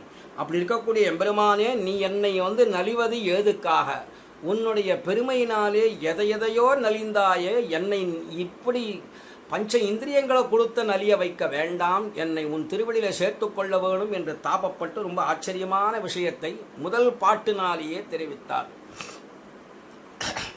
அடுத்த பதிகமாக இருக்கக்கூடிய கங்குலும் பகலும் கண்டுயிலறியால் கண்ணநீர் கைகளால் இறைக்கும் சங்கு சக்கரங்களென்ன கைகூப்பும் தாமரை கண்ணென்னே தளரும் எங்கனே தரிக்க உன்னவிட்டென்னும் இருநிலங் கைதொழாவிருக்கும் செங்கையல் பாய்நீர் திருவரங்கத்தாய் இவள் திறத்தென் செய்கின்றாயே என்று தாயார் பாசுரமாக திருவரங்கத்து எம்பெருமானிடத்திலே அப்படி ஒரு விஷயத்தை எடுத்து காட்டி இவளுக்காக என்ன செய்ய காத்திருக்கிறாய், திருமங்கை ஆழ்வார் விஷயமாக அவர் பரகால நாயகியாக இருக்கக்கூடிய சந்தர்ப்பத்திலே அவளுடைய தாயார் ரொம்ப ஆச்சரியமான விஷயத்தை அவரும் இவள் திரட்டு என் சிந்தித்தினாய, இவள் எப்படி ஒரு சரணாகதி பண்ணியிருக்கிறாள், இவளை பற்றி நீ நினைச்சிருக்கிறது உன்னுடைய திருவுள்ளத்தாலே எம்பெருமானே இவளை பற்றி நீ என்ன சிந்தனை செய்திருக்கிறாய் அப்படின்னா, அதாவது கோளையங்கண்ணி கொல்லியம்பாவை சொல்லு நின்றாள் நயந்திருந்த விவளை உன் மனத்தால் என் நினைந்திருந்தாய் இடவெந்த எந்த பிரானேன்னு திருவிடவெந்த எம்பெருமானிடத்திலே அவர் தாயார் சொல்லுவதாக அந்த பாசுரம் திருமங்கையாழ்வார் விஷயமா அமைஞ்சது. இங்க திருவரங்கத்தை எம்பெருமான் விஷயமாக தாயார் போய் இப்படி இருக்கிறாளே கங்குலும் பகலும் கண் துயில் அறியாள் அப்படின்னா, அரதி விஞ்சு போய் தான் இங்க தாபப்பட்டு இங்க பேசியிருக்கிறாள் அப்படி. அவர் முதல் பதிகத்தாலேயே, அதாவது முதல் திருவாய்மொழி 7ஆம் பத்திலே முதல் திருவாய்மொழியாலே இப்படி எனக்கு சிரமங்கள் கொடுத்து ஒரு சுமடு தந்தாயின்னு சொல்லும்படியாக எனக்கு ஒரு சரீரத்தை கொடுத்து அதில் பஞ்ச இந்திரியங்களை போட்டு அடைச்சி இந்த ஆத்மாவை நலியும்படியாக பண்ணுகிறாயே எம்பெருமானே தாபப்பட்டு போனவர் இப்போ ராத்திரினா எதுன்னு தெரியல, பகல்னா எதுன்னு தெரியல. அதோடு மட்டும் இல்லை, இவள் அழுகிற அழுகையானது நம்ம போல 4 பொட்டு ஜலம் வருவதாக இல்லையாம். கண்ணநீர் கைகளால் இறைக்கும் என்று கையால் எடுத்து எடுத்து இறைத்து அதுதான் இப்பொழுது தாமிரபரணி நதியாக ஓடுகிறதோ. ஆழ்வார் அழுதுதான் பாடியிருக்கிறார். அது முதல் பிரபந்தமாக இருக்கக்கூடிய திருவிருத்தத்திலேயே எம்பெருமானே என்னை சேர்த்து கொள்ள வேணும்னு ரொம்ப அதிலேயே அரத்தி விஞ்சு தான் போச்சு அவருக்கு. அரத்தின்னா இந்த இடத்துல பிரிவாற்றாமை ரொம்ப விஞ்சு போயிடுது. அதுலேயே அந்த பரதாழ்வான் ஓடி வந்ததுமே ராஜன்னு கை கூப்பிட்டதுமே என்ன ஒரு துடிச்சானோ பரதாழ்வான், அந்த துடிப்பு அந்த கஷ்டங்கள் அவருக்கு உண்டானது முதல் பிரபந்தத்திலேயே திருவிருத்தத்திலேயே. இப்போ திருவாய்மொழியில் எப்படின்னா கடைசியில் எல்லாம் முடிந்து எம்பெருமானை பட்டாபிஷேகம் செய்து வச்சு பார்த்து சந்தோஷப்பட்டானே பரதாழ்வான், அந்த ஒரு சந்தோஷம் இந்த திருவாய்மொழியில் கடைசியில் பூர்த்தி பண்ணுறாரு இல்லையா. அவாவரச்சூழ் அரிய ஏயனை அரணையாற்று அவாவத்து வீடு பெத்த குருகூர் அவாவற்று வீடு பெத்த அப்படின்னுட்டாருங்க. அவாவத்து வீடு பெத்த குருகூர் சடகோவன் சொன்ன அவாவிலந்தாதிகளால் அப்படின்னு சொல்லும்படியான அந்த பாசுரத்தாலே தெரிவித்தாரே. அதன்படி அந்த எம்பெருமான் அடைஞ்சது பிறகு எவ்வளவு பாரிப்பு, எவ்வளவு சந்தோஷம், எவ்வளவு காலம் பாரிப்பு இருந்ததோ அதெல்லாம் அவருக்கு தீர்ந்து எம்பெருமானை அடைந்தோம் என்று சொன்னாரே அவர். அதோடு மட்டும் இல்லை, அதுக்கு முன் சூழ்விசும் பணிமுகள்னு சொல்லக்கூடிய முன் அந்த பதிகத்திலேயும் கடைசியில் சொல்லுகிறாருங்க. அங்கே இருக்கக்கூடிய அந்த வைகுண்டத்திலே எல்லோரோடும் சேர்ந்து அடியேன் இருக்கிறேன் அப்படின்னு அந்த இடத்துல தெரிவித்தார். அது அப்புறம் கனவா போச்சு. அதுக்கு அடுத்தபடியாக தான் முனியே நான்முகனே முக்கண்ணப்பா என்ற அந்த திருவாய்மொழியிலே ஆச்சரியமாக கடைசியில் சேர்ந்து விட்டதை சொன்னார் அப்படின்னு இல்லையா. அப்போ அந்த எம்பெருமான்கிட்ட சேர முடியாமல் தாபப்பட்டிருக்கானே, பகல்னா என்னன்னு தெரியல, ராத்திரினா என்னன்னு தெரியல என்று சொல்லும்படியாக கண்ணநீர் கைகளால் இறைக்கும் என்னும்படியாக இருக்கிறாளே இவள் திறத்து நீ என்ன நினைச்சின்றிருக்கிறாய் என்று சொல்லும்படியாக அந்த பதிகம் பூரே கடைசியில் ரொம்ப ஆச்சரியமாக தெரிவிச்சுன்னு வந்தார்.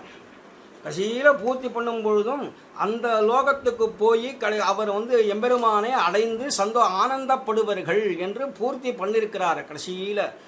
அதனால இப்போ என்ன சொல்ல வரார் அப்படிங்கிறத இந்த திருவாய்மொழி நூற்றந்தாதியிலே ரொம்ப சுலபமாக அதே சமயம் விஷதமாக தெளிவாக என்ன சொல்ல வேணுமோ ஆழ்வார் என்ன சாதிக்க வந்தாரோ அதை அப்படியே நமக்கு சுருக்கமாக ரத்ன சுருக்கமாக கொடுத்திருக்கிறார்.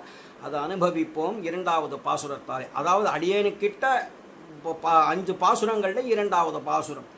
கங்குலும் பகல் அரதி கைவிஞ்சி மோகமுரா அங்கதனை கண்டோர் அரங்கரை பார்த்து இங்கிவள் பால் என் செய்ய நீர் எண்ணுகின்றது என்னும் நிலை சேர் மாறன் அஞ்சொல்லுற நெஞ்சு வெள்ளையாம். கங்குல் பகல் இரவிலும் பகலும். இரவு பகல் அப்படின்னா இப்போ மத்தியான வேலையெல்லாம் கிடையாதா அப்படின்னு அர்த்தம் பேசக்கூடாது. தொடர்ந்து இரா பகல் அப்படின்னு சொன்னாலே பூர்ண தினம் 24 மணி நேரம் நமக்கு புரியும்படியாக பேசணும். 24 மணி நேரம் 60 நாழிகையும் சதா சர்வ காலமும் அவனை எத்தனை ஆண்டூழி ஊழ்தொரும் அப்பொழுதைக்கப்பொழுது என்னாராவமுதம் என்னார அதன்படி இங்கே சாதிக்கிறார் இந்த இடத்துல.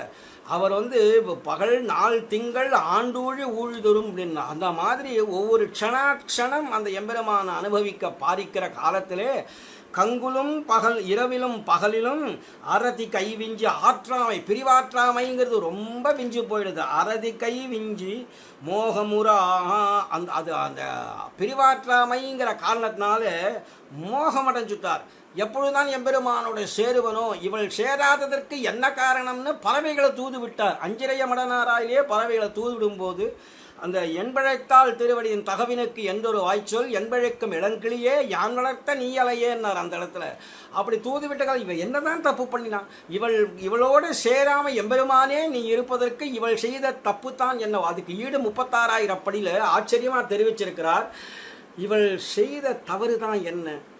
இவ்வளத்தில் எம்பெருமானே நீ போய் ஒரு அப்படி தெருவோடு போனால் கூட அப்படி பார்த்துருவாளே, ஜன்னல் ஓரமாக இருந்து உன்னை பார்ப்பளே, அது கூட இல்லாதபடி பண்ணிட்டியே. அருளாழி ஆழி வரிவண்டே யாமுமென் பிழைத்தோமே என்று சொல்லும்படியாக அவளுக்கு நீ அனுகிரகம் செய்யக்கூடாதா? ஒரு கால் இவள் செய்த தப்பு இதுதானோ? தேவரிடத்தில் அபச்சாரப்பட்டாளோ? தேவரீர் கருணை தேவரீர் துரும்பாக தண்ணீர் துரும்பாக தேவரீர் கருணைக்கு தண்ணீர் துரும்பாக ஏதேனும் பிரதட்சிண நமஸ்காராதிகள் பண்ணிற்றுண்டோ அப்படின்னு அந்த விஷயத்துக்கு எடுத்து கேட்டிருக்கிறார் ஈட்டு 36,000 படையில். அப்போது பிரதட்சிணமோ நமஸ்காரமோ அஞ்சலியோ பண்ணால் எம்பெருமான் அழுதுருவான். அது ஆழ்வார்களுக்கு. ஆனால் நமக்கு அந்த நிலைமை இல்லை. ஆழ்வார்களை போல நிலைமை வந்தால் நாம் கூட எம்பெருமான கண்ணார கண்டு ஆபாத சூடம் அனுபூய ஹரிம் சயானம் என்று சொல்லும்படியாக அனுபவிச்சுட்டு வரலாம். ஆனால் நம் போல்வார்கள் இன்னும் அந்த ஸ்தானத்தை விட்டு மேலே போய் பரபக்தி பரஜானம் பரமபக்தி விஞ்சி அப்படி இருக்கிற காலத்தில் இருந்தால் நாம் அஞ்சலி பண்ண வேண்டாம். ஏன்னா அகார வாட்சியமான எம்பெருமானை ஜலயதி கண்ணீர் வரும்படியாக பண்ணுங்கிறதுனால தான் அதுக்கு பேரே அஞ்சலி. அஞ்சலி பரமாமுத்ரா க்ஷிப்ரம் சந்தோஷகாரிணின்னு யாரையாவது பார்த்து அரியர் தேவரை க்ஷமித்தருள வேணும், தெரியாத்தனமாக பண்ணிட்டேன்னா உங்களப்போட நீ ஒன்றும் பண்ணலடா அப்படின்னு பெரியவர்கள்லாம் அப்படி குன்றனைய குற்றம் செய்யணும் குணம் கொள்ளும் பெரிய மகான்கள் தானே உலகத்தில் இருந்தார்கள். இப்பொழுது யார் எப்படியோ இருக்கிறார்கள், அதை பற்றி பிரச்சனை இல்லை. அப்படி இருக்கக்கூடிய விஷயத்தில் எம்பெருமான் இப்போ அழுவானே, அதனால இவர் ஏதாவது அஞ்சலி பண்ணினாரா? இல்லை கால்நடை கடுக்கும்படியாக பிரதட்சிணம் பண்ணினாரா? நமஸ்காரங்கள் பண்ண பிரதட்சிண நமஸ்காராதிகள் பண்ணிட்டுண்டோ? ஈடு 36,000 படி வாக்கியம். அதை போல் இந்த பராங்குஷ நாயக்கி பண்ணிட்டாளா அப்படின்னு கேட்குறாருன்னா அப்போ எவ்வளவு அறத்தி இருக்கணும்? அந்த பிரிவாற்றாமைங்கிறது எப்படி இருந்திருக்கணும் ஆழ்வாருக்கு? அதை இந்த இடத்துல தெரிவிக்கிறார் இங்கே. அதனாலே மோகம் அடைஞ்சு போய் அங்கதனை கண்டு அவ்விடத்தில் அந்த அவஸ்தையை பார்த்துட்ட தாயார் கண்டு ஓர் அரங்கரை பார்த்து ஸ்ரீரங்கநாதனை நோக்கி ஓர்ன்ற இடத்துல ஸ்ரீன்னு எடுக்கிறார் இங்கே. பிராட்டியோட சேர்ந்த எம்பெருமான் இல்லையா? அதனால ஓர் அரங்கனை பார்த்துனா ஸ்ரீரங்கநாதனை நோக்கி இங்கு இவள் பால் இந்த இடத்துல இப்படி கீழே விழுந்து கிடக்கிறாளே இந்த பூமியிலே சம்சாரத்திலே பாழுங்கிணற்றிலே அந்த கூப்பத்திலே இவ்விடத்திலே இவ்விஷயத்திலே என் செய்ய நீர் எண்ணுகிறது, யாது செய்ய நீர் நினைத்திருக்கிறது, என்னதான் செய்யணும் நினைக்கிறீர்? உன் மனத்தால் என் நினைந்திருந்தாய் இடவெந்த எந்த பிரானேன்னார் பரகால நாயகியினுடைய தாயார் இடவெந்த பெருமான்ட்ட. இவர் இங்கே என்ன செய்ய நினைத்திருக்கிறதுன்னு அங்கே கேட்குறார். இவள் திறத்தன் சிந்தித்தாயே அப்படின்னு இங்கே கேட்குறா இல்லையா தாயார்.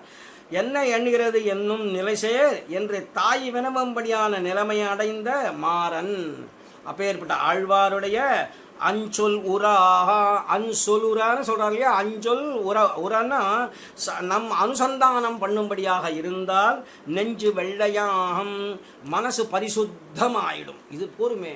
எப்பொழுது மனசு பரிசுத்தமாகிறதோ கர்மேந்திரியங்கள்லாம் ஒழிஞ்சு போயிடும். கர்மேந்திரியங்கள் கர்மமே ஒழிஞ்சு போயிடும். எஸ்வாத்த ரதிரேவஸ்யாத் ஆத்ம திருப்தஸ்ச மாணவ ஆத்மன்யேவ சந்துஷ்டா தஸ்ய காரியம் ந வித்யதே அப்படின்னார். அப்போ அந்த ஆத்ம சந்துஷ்டம்லாம் வந்துடுத்து எல்லாம் முடிஞ்சு போச்சு, போருமே. இனிமேல் நம்ம செய்ய வேண்டியது என்னங்கிற நித்திய திருப்தத்துவம் வந்துடுத்தானா இவனுக்கு கர்மங்கள்லாம் விட்டு போயிடும் அப்படின்னார் இல்லையா? அதை மாதிரி நிலைமை இப்பொழுது வந்துடுமே. அப்படிங்கிற விஷயத்தில் இந்த விஷயத்தை கங்குலும் பகலும் கண்துயிலறியாள் என்று சொல்லும்படியாக இந்த பதிகத்தை எவன் அனுசந்தானம் பண்ணுகிறானோ அவனுடைய ஹிருதயம் பரிசுத்தமாக ஆகிவிடும் அப்படின்னார். அப்போ எல்லா கர்மங்களும் விட்டு போச்சுன்னு சொன்னாக்கா ஞானம் தலைக்கு விஞ்சு போயிடும். ஞானம் பக்தியும் தலைக்கு விஞ்சு போயிடுத்தானா பரபக்தி பரஜானம் பரம பக்தி அப்புறம் ஆழ்வார் நிலைமை அடைஞ்சு பக்தி பிரபல்யத்தாலே பிரபன்னர்கள் ஆழ்வார்கள்ங்கிற அவர்களுடைய கோஷ்டியில நாமும் சேர பெறுவோமா? தெரியவில்லை, அடி எனக்கு புரியல. ஆனால் அனுசந்தானம் பண்ணுவருடைய ஹிருதயமே பரிசுத்தமாகிவிடும் என்று ரொம்ப ஆச்சரியமா. ஹிருதயம் வெள்ளையம், அதாவது வெள்ளைச்சுரி சங்குடாள் ஏந்திங்கிற அடுத்த பதிகத்துக்கு இதை பூர்வ பீட்டிகையா போடுறார் இந்த இடத்துல மாமுனிகள். ஆழ்வார் பாடினதை தான் இங்கே சொல்றார். இங்கே அதாவது இது 62ஆம் பாட்டில் ரொம்ப அழகா கங்குல் பகுல் இதில் அறுதியால் அலட்சினபடியை பேசின பாசுரத்தை அனுமதித்து அருளி செய்கிறார் மணவாள மாமுனிகள் அப்படின்னு. உன்னிலாவிய அப்படிங்கிற அந்த விஷயத்தில் எப்படி ஆச்சரியம், ரொம்ப அவருக்கு ஆர்த்தி விஞ்சு போய் ஆரத்தி இப்போ சொல்கிறோமே அது அங்கே விஞ்சு போய் அப்படி எம்பெருமான அழைச்சாரோ. ஹா ராகவ மகாபாகோ அப்படின்னு சொல்கிறா போல, ஹா ராமா பிரணதார்த்திஹரா என்றெல்லாம் அழைத்தாளே சீதா பிராட்டியார், அதுபோல இந்த இடத்துல அவர் அப்படி அழைச்சார் இல்லையா.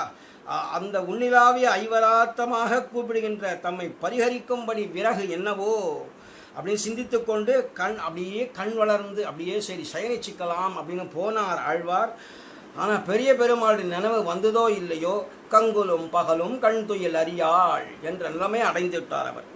அதனால அப்பேற்பட்ட உடனே பார்வஸ்தனபடியான பெரிய பெருமாளுடைய அசரண்ய சரண்யத்வாதி குணங்களை சொல்லிக்கொண்டு இவர் திறத்தில் நீர் என்னதான் சிந்திக்கிறேன் தாய்ப்பாசுரமாக இவ்விஷயத்தை நம்மாழ்வார் அருளி செய்கிறார். அவர் அப்பேற்பட்ட பெரிய பெருமாளோடே கலந்து பிரிந்தால் ஒரு பிராட்டி ஆற்றாமையாலே அழுவது தொழுவது விழுவது அகற்றுவது என்னும்படியாக அந்த அரதியை இவர் இப்படி இருக்கிறாளே என்று அழுவன் தொழுவன் ஆடிக்காண்பன் பாடி அவற்றவன் தழுவல் வினையால் பக்கம் நோக்கி நானே கவிழ்ந்திருப்பன் என்று ஆறாமுத எம்பெருமான் விஷயமாக ஆழ்வார் பாடினாரே. ஆறாவமுதே அடியேனுடன் என்பால் அன்பாயே என்று பாடினார் இல்லையா. அதை போல இந்த இடத்துல அழுவது, திடீரென்று தொழுவது, விழுவது, திடீர்னு கீழே விழுவது, அலற்றுவது, அதுக்கப்புறம் அது இப்படி படாத பாடுபட்டு அரதியை திருத்தாயார் அதெல்லாம் பார்த்துட்ட திருத்தாயார் அவர் திருமுகத்தை பாட்டு சொல்லி பிரலாபிக்கிற பாசுரத்தை, ஐயோ இப்படி இருக்கிறாளே இவள் நான் என்ன செய்வேன்னு தெரியலையே, எம்பெருமான் இவளுக்காக நீ என்ன செய்ய சிந்தனை பண்ணி கொண்டிருக்கிறாயின்னு பிரலாபித்து அழுது இவள் தாயார் திருத்தாயார் பிரலாபிக்கும்படியாக அப்படிங்கிற பாசுரத்தாலே அருளி செய்கிற கங்குல் பகல் இந்த அர்த்தத்தை கங்குல் பகல் அரதி இத்தியாதியாலே மணவாள மாமுனிகள் இப்பொழுது திருவாய்மொழி 100ஆதியிலே அருளி செய்கிறார் அப்படிங்கிறத பார்க்குறோங்க. அதாவது விஷம் விசக்ஞா கதாசு கல்பேவ என்று சொல்லும்படியாகவும் சிரேண சப்ஞாம் பிரதிலப்ய செய்வ என்றும் அப்படி சொல்கிற பிரகாரமும் அதுக்கு அடுத்தபடியாக ராமம் ரக்தாந்த நேத்ரஹா ரக்தாந்த நயனம் அபஷ்யந்தி சுதுக்கிதா, ராமம் ரக்தாந்த நயனம் அபஷ்யந்தி சுதுக்கிதா என்று சொல்லும்படியாக அவள் எப்படி ரொம்ப தாபப்பட்டாளோ சீதா பிராட்டியார் 10 மாதம் கடந்து இருக்கிறாளே அசோகவனத்திலே.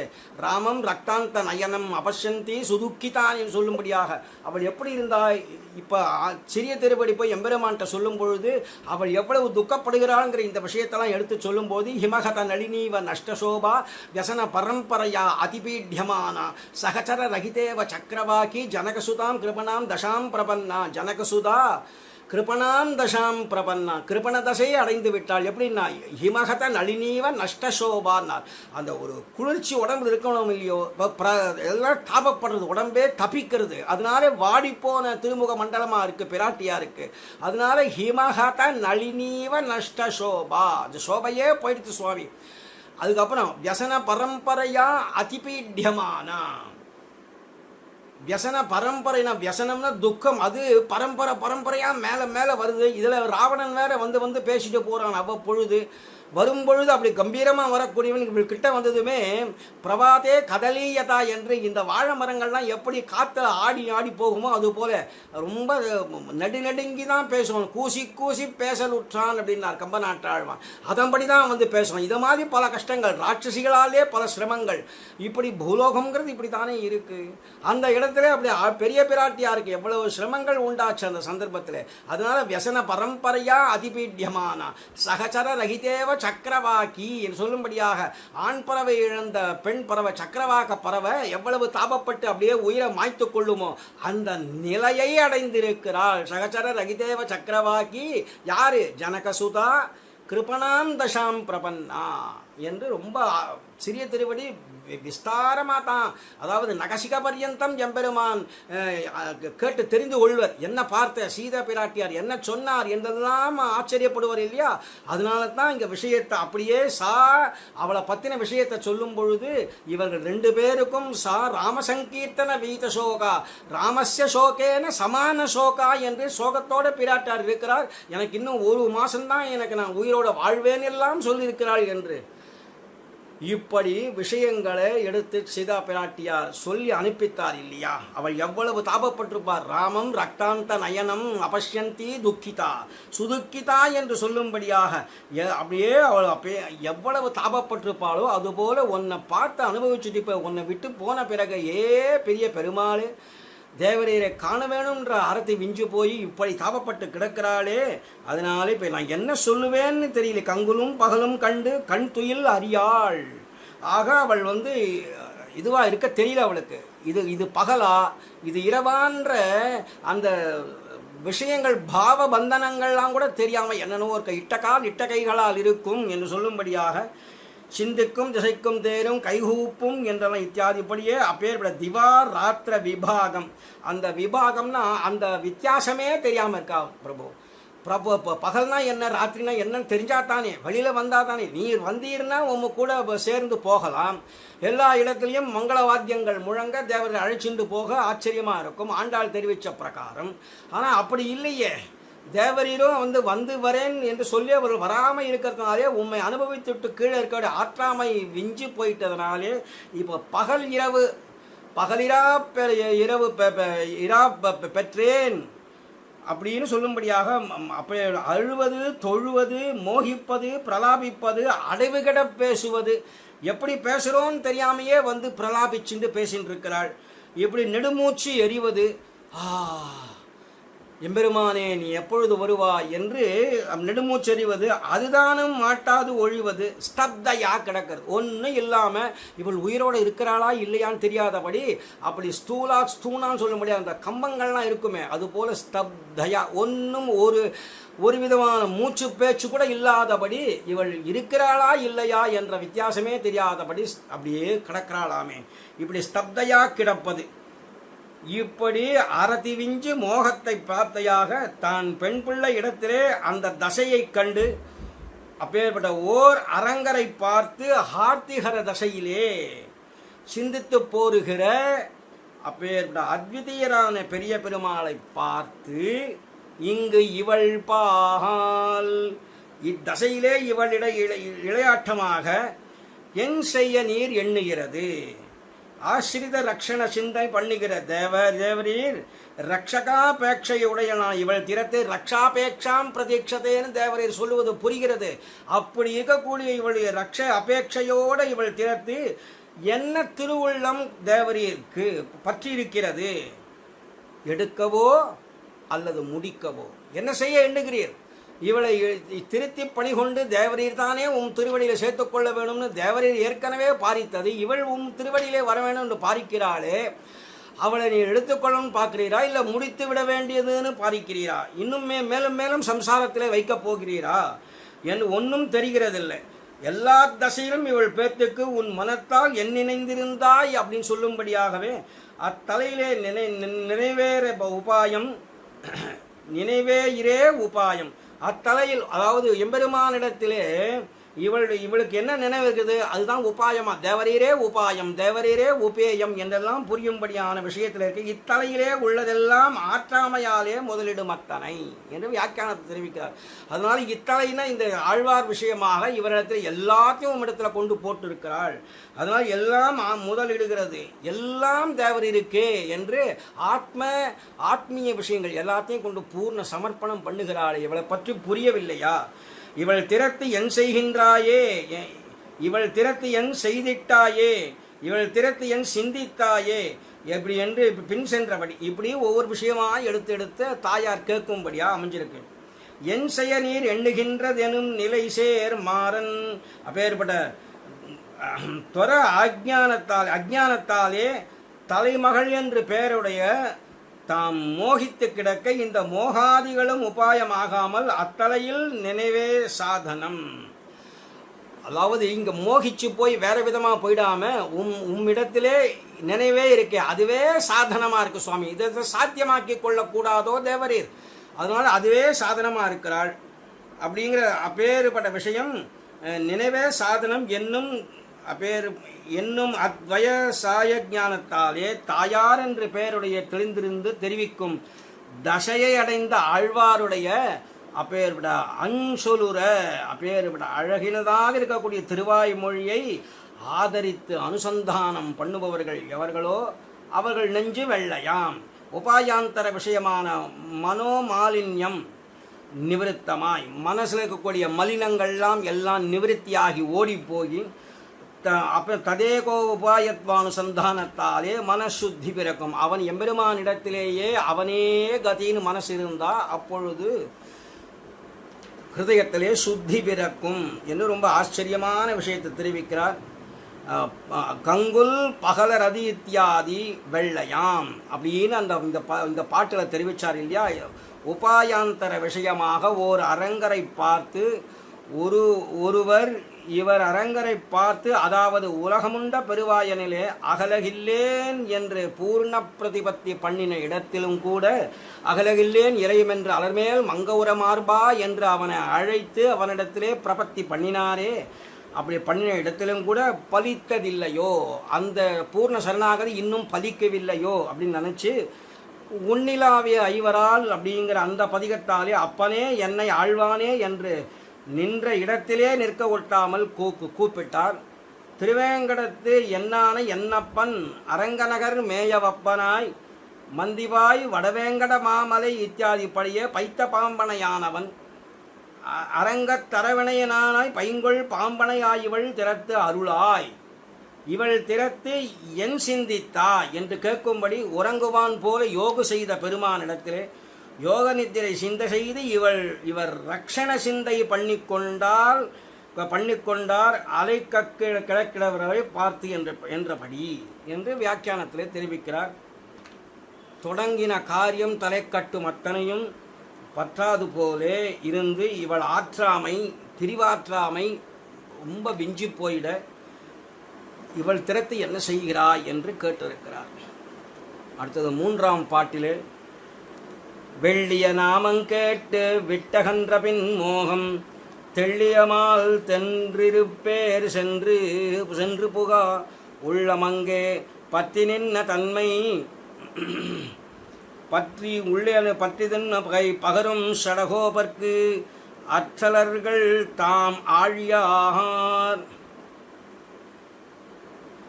இதில் வெள்ளைச்சுரி சங்கொடாழியேந்தி என்று இந்த தென்திருப்பேரை விஷயமாக சாதிக்கிற இந்த பதிகம் உண்டு.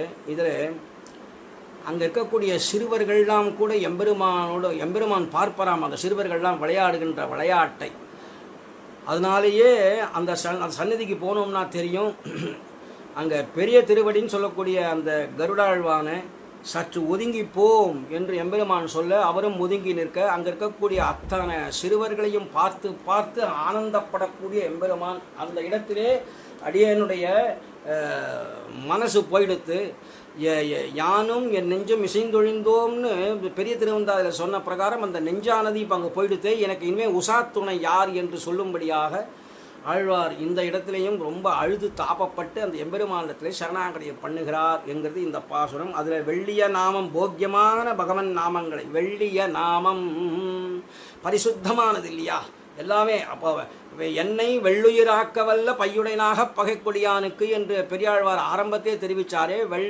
என்னை வெள்ளு உயிர் ஆக்கவல்ல. வெள்ளை உயிரில் ஏதாவது கருப்பு வெள்ளை என்று இருக்கான்னு கேட்டால், வெள்ளைன்னா இந்த இடத்துல சுத்தாத்ம பாவம். அதை போல வெள்ளிய நாமம் அப்படின்னு சொல்ல பரமபோக்கியமாக இருக்கக்கூடிய பகவன் நாமங்களை கேட்டு, தாய் சொல்ல கேட்டு மோகம் விட்டு அகன்ற பின், மோகம் விட்டு அப்படி நீங்கின பின்பு தெள்ளியாமல் விவேகியான சர்வேஸ்வரன் எழுந்தள்ளிருக்கிற தென்திருப்பேர் நகர், தென்திருப்பேர் நகரில் சென்று போய் பிரவேசிக்க உள்ளம் அங்கே பற்றி நின்ற தன்மை பகரும்.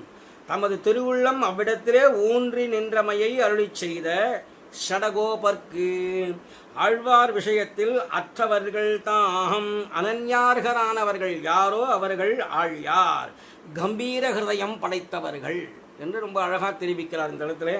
அதாவது இது 63வது பாட்டு, அடியனுக்கு கொடுத்த விஷயத்திலே 3ஆம் பாட்டு இல்லையா. வெள்ளிய நாமங்கேட்டு அப்படின்னா தென்திருப்பேரிலே அபகிருத சித்தரானபடியை பேசுகின்ற பாசுரத்தை, அபகிருத சித்தர் அப்படின்னா எம்பெருமான் சக்கரவர்த்தி திருமகன் கந்தர்வராஜ பிரதிமனாக வருகிறார். சக்கரவர்த்தி அழைக்கிறார்னு வந்து சுமந்திரர் சொன்னதுமே அங்கேருந்து புறப்பட்டு வந்தாரே, அப்பொழுதே அவர் வந்து எல்லாருக்கும் ஆச்சரியமாக இருக்கக்கூடிய அந்த எம்பெருமான் எப்படி இருக்கிறான்ங்கிற விஷயத்தை, கந்தர்வராஜ பிரதிமம் லோகே விக்யாத பௌருஷம் தீர்க்கபாகும் மகாசத்வம் மத்தமாதங்க காமினம் சர்வகாந்தானனம் ராமம் சந்திரகாந்தானனம் ராமம் அதீவ பிரிய தரிசனம் ரூப ஔதாரிய குணைகி பும்சாம் திருஷ்டி சித்தாபகாரிணம். ஆண் பிள்ளைகளோட பெண் உடை உடுத்தும்படியாக அப்பேற்பட்ட சித்தம், ஆச்சரியமான ஒரு வடிவழகு. அதனால தான் சொல்கிறார் அந்த இடத்துல சந்திரகாந்தானனம் ராமம் அதீவ பிரிய தரிசனம்னா, தரிசனம் பிரிய தரிசனம் அதீவ பிரிய தரிசனம். பிரிய தரிசனம் கூட சில சமயத்தில் விட்டு போயிடுமோன்மா, அதீவ அப்படின்னு விட்டாக்கா இவரை பார்த்த பிறகு வேற யாருமே தேவைப்படாது அப்படின்ற ஒரு பதிவிரதா தர்மம் உண்டாகணும் ராமன் விஷயத்தில். அப்படி அல்லவோ இருக்கக்கூடியது அவன் திருஷ்டி சித்தாபகாரினம்னுட்டு வரங்க. அவர் வந்து சித்தத்தையே அபகரிக்கக்கூடியவர். பும்சாம் திருஷ்டி, அதாவது ஆண் பிள்ளைகள் யாருன்னு இந்த பூலோகத்தை சொல்லுகிறார்களோ எம்பெருமானை பார்த்த பிறகு அடட அவன் தாண்டா உண்மையான ஆண் பிள்ளை, நாம் ஆண் பிள்ளையே இல்லை என்று சொல்லும்படியாக சித்தாபகாரியான தென்திருப்பேர் நகரில் இருந்திருக்கக்கூடிய மகர நெடுங்குழைக்காதர் எம்பெருமான் விஷயமாக சாதிக்கிறார். அபகிருத சித்தரானபடியை பேசுகிறார் பாசுரத்தை. அதை அனுசந்தானம் பண்ணுகிறார் நம்மாழ்வார். அது எப்படின்னு கேட்டால், தம் தசை தாம் வாய்விட்டு பேச மாட்டாதே மோகித்து கிடந்தவர். போன பதிகத்தில், அதாவது கங்குலும் பகலும் கண்டுயில் அறியாள்ன்ற அந்த பதிகத்தில் ஒன்றும் பேச தெரியாதபடி கீழே விழுந்துட்டார், மோகிச்சு போய் விழுந்தார். தாயார் தானே எம்பெருமான் விஷயத்தில் ஓர் அரங்கரை பார்த்து கேட்டதெல்லாம் வந்து தாயார் தானே, அதனால் இவர் மோகித்து போய் கீழே கிடந்தார் இல்லையா. இப்போ பெரிய பெருமாளுடைய திருநாம பிரசங்கமே சிசிரோபசாரம். சிசிரோபசாரம்னா குளிர பண்ணும் சில விஷயங்கள். சக்கரவர்த்தி திருமகன் என்ன பண்ண, காட்டில் அத்தனை பேரையும் அங்கே யார் யார் உண்டோ அப்படி ஜெயம் கரதூஷணாதிகள் வதம் பண்ணின பிறகு பிராட்டி வந்தா தம் திருஷ்டுவா சத்ருகந்தாரம் மகர்ஷீனாம் சுகாவகம் பபூவ ஹிருஷ்டா வைதேகி பர்த்தாரம் பரிஷஸ்வஜே பரிதஹா ஸ்வஜே. அப்படி முலையாலே அணைத்தாள். அது சிசிரோபச்சாரம்னு சொல்லப்படுறது இல்லையா. சிசிரோபச்சாரம்னா என்ன அர்த்தம்னா, அவளை குளிரப்பன் பகவான் எவ்வளவு தாபப்பட்டு அப்படி சண்டை, அதாவது யுத்தம் பண்ணிட்டு கரதூஷணாதிகளை வதம் பண்ணி ரத்தம் கூட இங்கே விழக்கூடாதுன்னு அவர்களை தூர எரிஞ்சுட்டு அப்படி ஹான்னு மூச்செறிஞ்சு வந்து நிற்கும் பொழுது அவனை சாந்தப்படுத்துவதற்காக அப்படி அவனை குளிர அப்படியே அரவணைத்து கொண்டாள் பிராட்டின்றாள். அதுக்கு சிசிரோபச்சாரம்னு சொல்லுவார்கள். அவர்களுக்கு சாந்தப்படுத்தும்படியான சில உபச்சாரங்கள் செய்வது. அதை போல இந்த இடத்துல மோகித்து கிடந்த ஆழ்வார் இப்போ என்ன பண்ணுறார், பெரிய பெருமாளுடைய திருநாம பிரசங்கமே சிசிரோபச்சாரமாக, திருநாமமே சிசிரோபச்சாரம் ஆயிடுத்து. இப்போ குளிர அப்படியே எம்பெருமான கைங்கரியம் பண்ணும்படியான விஷயமாக மாறிட அத்தாலே ஆஸ்வஸ்தராய் உணர்ந்து, ஆஸ்வஸ்தராய்னா அப்போ திடீர்னு அவருக்கு மூச்செல்லாம் எழுந்து வந்து மோகிச்சு கிடந்தார். இப்போ எழுந்துட்டார். இப்போ எழுந்து தத் வைலட்சண்ய அனுசந்தாலே அபகிருத சித்தராக அவனுடைய வைலட்சண்யத்தெல்லாம் பார்த்துட்டு சேத்தன அவருடைய ஹிருதயமே அபகிருதமாக போயிடுது, அபகரிச்சுட்டு போயிட்டாப்புல ஆயிடுதான். யார் பண்ணினது அது அப்படின்னா அவருடைய ஆழ்வார் திருநெறி பக்கத்திலே இருக்கக்கூடிய தென்திருப்பேரை திவ்யதேசத்தை எம்பெருமான் மகர நெடுங்குழை காதலாக இருக்கக்கூடிய அந்த பெரிய காதை ஆச்சரியமாக உடைய அந்த எம்பெருமானை பார்த்ததுமே அப்படியே அபகிருத சித்தமாக போயிடுது. ஐயோ என் திருஷ்டி சித்தாபகாரினம்னு சொன்னாரே ராமாயணத்தில். ராமனை பார்த்தவர்களெல்லாம் அப்படியே மதிமயங்கி போயிட்டார்கள்னு.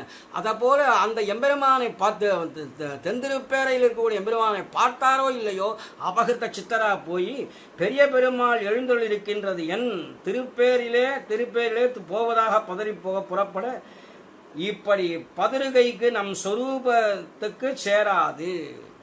ஆனால் கூட இங்கேருந்து நம்ம சொரூபம் நாம் எழுந்து போய் பார்க்கக்கூடாது. எம்பெருமா தேவாதி தேவனை சென்று நாம் சேவித்தால்ங்கிறது பெரிசா, அல்லது சீரிய சிங்காசனத்திலிருந்து யாமந்த காரியம் ஆராய்ந்தருள்னு எம்பெருமான வரவழைக்கிறது பெரிசா?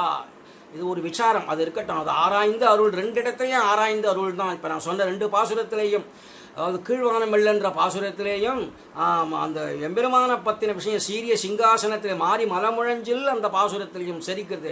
இது ஸ்வகத ஸ்வீகாரம் பரகத ஸ்வீகாரம் என்றெல்லாம் எடுத்து பேசுவார்கள். அங்கேயும் பல விஷயங்களை பலவிதமாக பெரியவாச்சான் பிள்ளையும் எடுத்து காட்டியிருக்கிறார். இருந்தாலும் இந்த இடத்துல நாம போகிறதுங்கிறது நியாயம்தானா? நாம புறப்பட்டு போகுதல் தகாது. இப்படி பதறுகை நம் சொரூபத்துக்கு சேராது, அவர்தாமே வரவேணும் அப்படின்னு வரக்கண்டு நம் சேஷத்துவத்தை நோக்கி கொண்டு பாடாற்றிருக்க வேண்டாவோ? அப்போ நம்ம சேஷத்துவத்தை பாராட்டின்ட்டு நாம் இருக்கணும். வளவேள் உலகின் முதலாயன்ற அந்த பதிகத்திலே 1ஆம் பத்திலேயே 5ஆம் பதிகத்திலேயே அவர் நைச்சானுசந்தானம் பாவிச்சு எம்பெருமான் வந்து ஆழ்வார் கதவை தட்டுறார். ஆழ்வீர் தேவரை அடியேன் அழைச்சது இதோ வந்துவிட்டேன் அப்படின்னார். வந்ததுமே ஐயோ தேவரீர் எங்க அடியேன் எங்க, உன் திருநாமத்தை சொல்றது கூட எனக்கு அடியேனுக்கு அருகதை இல்லையே சுவாமி. இப்பேற்பட்டவன் வளமிக்க மால் பெருமை மண் உயிரின் தன்மை. ஐயோ நம் மண் உயிர், இந்த உயிர் எப்பேற்பட்டது, ஒன்றுமே இல்லாத விஷயம். தேவரீரோ வளமிக்க மால் பெருமை, அப்பேற்பட்டவராச்சே தேவரீர், அடியேன் எவ்விடத்தில் இருக்கிறது அப்படின்னு இங்கே ரொம்ப விஞ்சு போய் சேஷத்துவத்தை நோக்கி கொண்டு பாடு ஆற்றி இருக்க வேண்டாவோ? நாம் அப்படி அந்த சேஷத்துவத்தை பாராட்டிண்டு நைச்சானுசந்தானம் பாவிச்சுன்னு இருக்க வேண்டாமா? இப்படி நாமளே புறப்பட்டு போயிடுறதா என்று பரிசரவர்த்திகள் நிவாரிக்க சர்வதா எல்லா விஷயங்களாலையும் நான் போய் சேருகை தவிரேன், நான் போகத்தான் போவேன் என்று தம் துணிவே அவர்களுக்கு சொல்லுகிறபடி. யார் இப்படி போகலாமான்னு தன்னை சேர்ந்தவர்கள்லாம் சொல்லுகிறார்கள். தாயாரோ தோழியாரோ இல்லைன்னு சில பேர் சொல்ற இல்லை அடியன் போகத்தான் போவேன் தெரிவிக்கிறார். அந்த விஷயத்தை அந்யாபதேசத்தாலே அருளி செய்கிறார். சுவாபதேசத்தாலே சொல்லாமல் அந்யாபதேசத்தாலே விஷயத்தை சொல்லுகிறார். வெள்ளைச்சுரி சங்குழாடு ஆழி ஏந்தி என்ற அர்த்தத்தை வெள்ளிய நாமம் இத்தியாதியாலே அருளி செய்கிறார் அப்படிங்கிற விஷயத்தை எடுத்து காட்டுறார் இந்த இடத்துல. வெள்ளிய நாமங்கேட்டு மோகம் விட்டகன்ற பின் பாவனத்வ போக்யத்வ தாரகத்வாதி, பாவனத்வ போக்யத்வ தாரகத்வங்கள் எல்லா குணங்களையும் உடைய முகில்வண்ணன் அடியை அடைந்து ஒய்ந்தவன் என்று சொல்லும்படியாக அப்பேற்பட்ட பெரிய பெருமாளுடைய திருநாமங்களை பாட்டுத்தோறும் திருத்தாயார் சொல்ல கேட்டு அந்த போன பதிகத்தில் அனுபவித்த பிரகாரம் மோகமானது விட்டு போயிட்டு போ. அவரை என்ன அந்தமிழ் பேரின்பத்தை அடியரோடு இருந்தவனை கடைசியில் தெரிவிக்க போறாரு. இந்த இடத்துலையும் அந்த போன பதிகத்தில் என்ன தெரிவித்தார்? அந்த இடத்துல போய் அனுபவிப்பார்கள் அப்படின்னு சொல்லியிருக்கிறார் இல்லையா? அது எந்த காலமோ தெரியலையே. அது இங்கே இப்பிறப்பே இங்கே காண இப்பிறப்பே மகிழ்வர் எல்லியும் காலையேன்னு வேற ஒரு இடத்துலையும் தெரிவிக்கிறார். ஆனால் போன பதிகத்தில் தெரிவித்தது அங்கே போய் எம்பெருமானே அனுபவிப்பார்கள்னு சொல்லி நிறுத்திவிட்டார். அப்போ அது ஒரு விதமான மோகம். அந்த மோகம்லாம் போயிட அப்பேற்பட தாரகத்வாதி போஷகத்வாதி குணங்களுடைய முகில்வண்ணனான பெரிய பெருமாளுடைய திருநாமங்களை பாட்டு தோறும் திருத்தாயார் சொல்ல கேட்டு கீழில் மோகமானது அப்படியே விட்டு போன பின்பு, கீழெல்லாம் போன பதிகத்தில் விட்டு போன பின்பு தெள்ளியாமல் தென் திருப்பேர் சென்று புகா ஆசிரித ரக்ஷணத்திலே விவேகஜனான சர்வேஸ்வரன் வர்த்திக்கிற தென் திருப்பேரிலே பேர் சர்வரசம் ரக்ஷகன், எல்லாம் சர்வேஸ்வரன், சர்வஜன், எல்லாவித ஞானத்துக்கும் குணக்கடலாக இருக்கக்கூடியவன். அப்பேற்பட்டவன் தென்திருப்பேரிலே தென்திருப்பேரையில் சேர்வன் நானே என்றும் திருப்பேரையில் சேர்வன் சென்றே என்றும் சென்று புகுவதாக ஒரு பட இப்படி போகணும்னு பாரித்திருக்க, இந்த அதிப்பிரவருத்தியை தாய்மாரும் தோழிமாரும் கூடவே இருக்கக்கூடியவர்களும் எல்லாரும் கண்டு இப்படி சாகசத்திலே இந்த சாகசம் பன்றியே இதில் ஒரு படுகை உகந்தது இல்லை, இப்படி செய்வது தகாது என்று எல்லோரும் சேர்ந்து அவரை தடுக்க, அதாவது நிஷேதிக்க, உள்ளம் அங்கே பற்றி நின்ற தன்மை பகரும், திருவுள்ளம் தம்மை ஒழியவும் முந்துற்ற நெஞ்சாய் வைத்திருந்த இந்த விஷயத்திலே மறுபாடு ஒரு ஊன்ற நின்ற ஸ்வபாவத்தை நிஷேதிப்பாருக்கு அருளி செய்யும் ஆழ்வார். யாரெல்லாம் தம்மை போகக்கூடாது என்று நிஷேதிக்கிறாரோ அவர்களிடத்திலே இவர் என்னென்ன உண்டு, ஏன் போகலாம் என்பது விஷயத்தை எடுத்து அருளி செய்கிறார் இந்த ஆழ்வார் அப்படின்னு இதில் மாமுனிகள் காட்டியிருக்கிறார். நானக்கருங்குழல் தோழிமீர்கள் அன்னையர் காளையர் சேரியீர்கள் நான் இத்தனி நெஞ்சகங் காக்க மாட்டேன் அப்படின்னு ஆரம்பித்து, கண்ணன் செங்கனிவாய் இன்றததுவே என்றும் செங்கனிவாயின் திறத்த தாயும் என்றெல்லாம் ஆரம்பித்து, நங்கள் பிரான் என எஞ்சன சந்தோழி நானும் நிறையும் இழந்தது அதுவே என்றும், இழந்த வெம்மாமை திறத்து போன என் நெஞ்சினாரும் அங்கே ஒழிந்தார், இன்னைக்கு ஆரன் உஷா துணை, இனிமே எனக்கு உஷா இனி ஆரை கொண்டன் உஷாவோ என்றெல்லாம் பார்த்து தெரிவிச்சிருக்காரு இல்லையா. அப்படின்னு ஆரம்பிச்சு, அந்நேர்கள் என்னையன் முனிந்தே என்றும் கண்ணபிரானுக்கு என் பெண்மை தோற்றேன், காலம்பெற வெண்ணை காட்டுமினே என்று காலம்பெற வெண்ணை காட்டுமின்கள் என்றும், பேரையிற்கே புக்கென் நெஞ்சம் நாடிப்பேர்த்து வரவெங்கும் காணமாட்டேன், என் நெஞ்சம் கண்டதுவே கண்டேனே என்றும், நெஞ்சு நிறைவு எனக்கில்லை என்றும், நிகரில் முகில்வண்ணன் நேமிபானன் நெஞ்சங் கவர்ந்தனை ஊழியானே என்று இப்படி தாம் அங்கே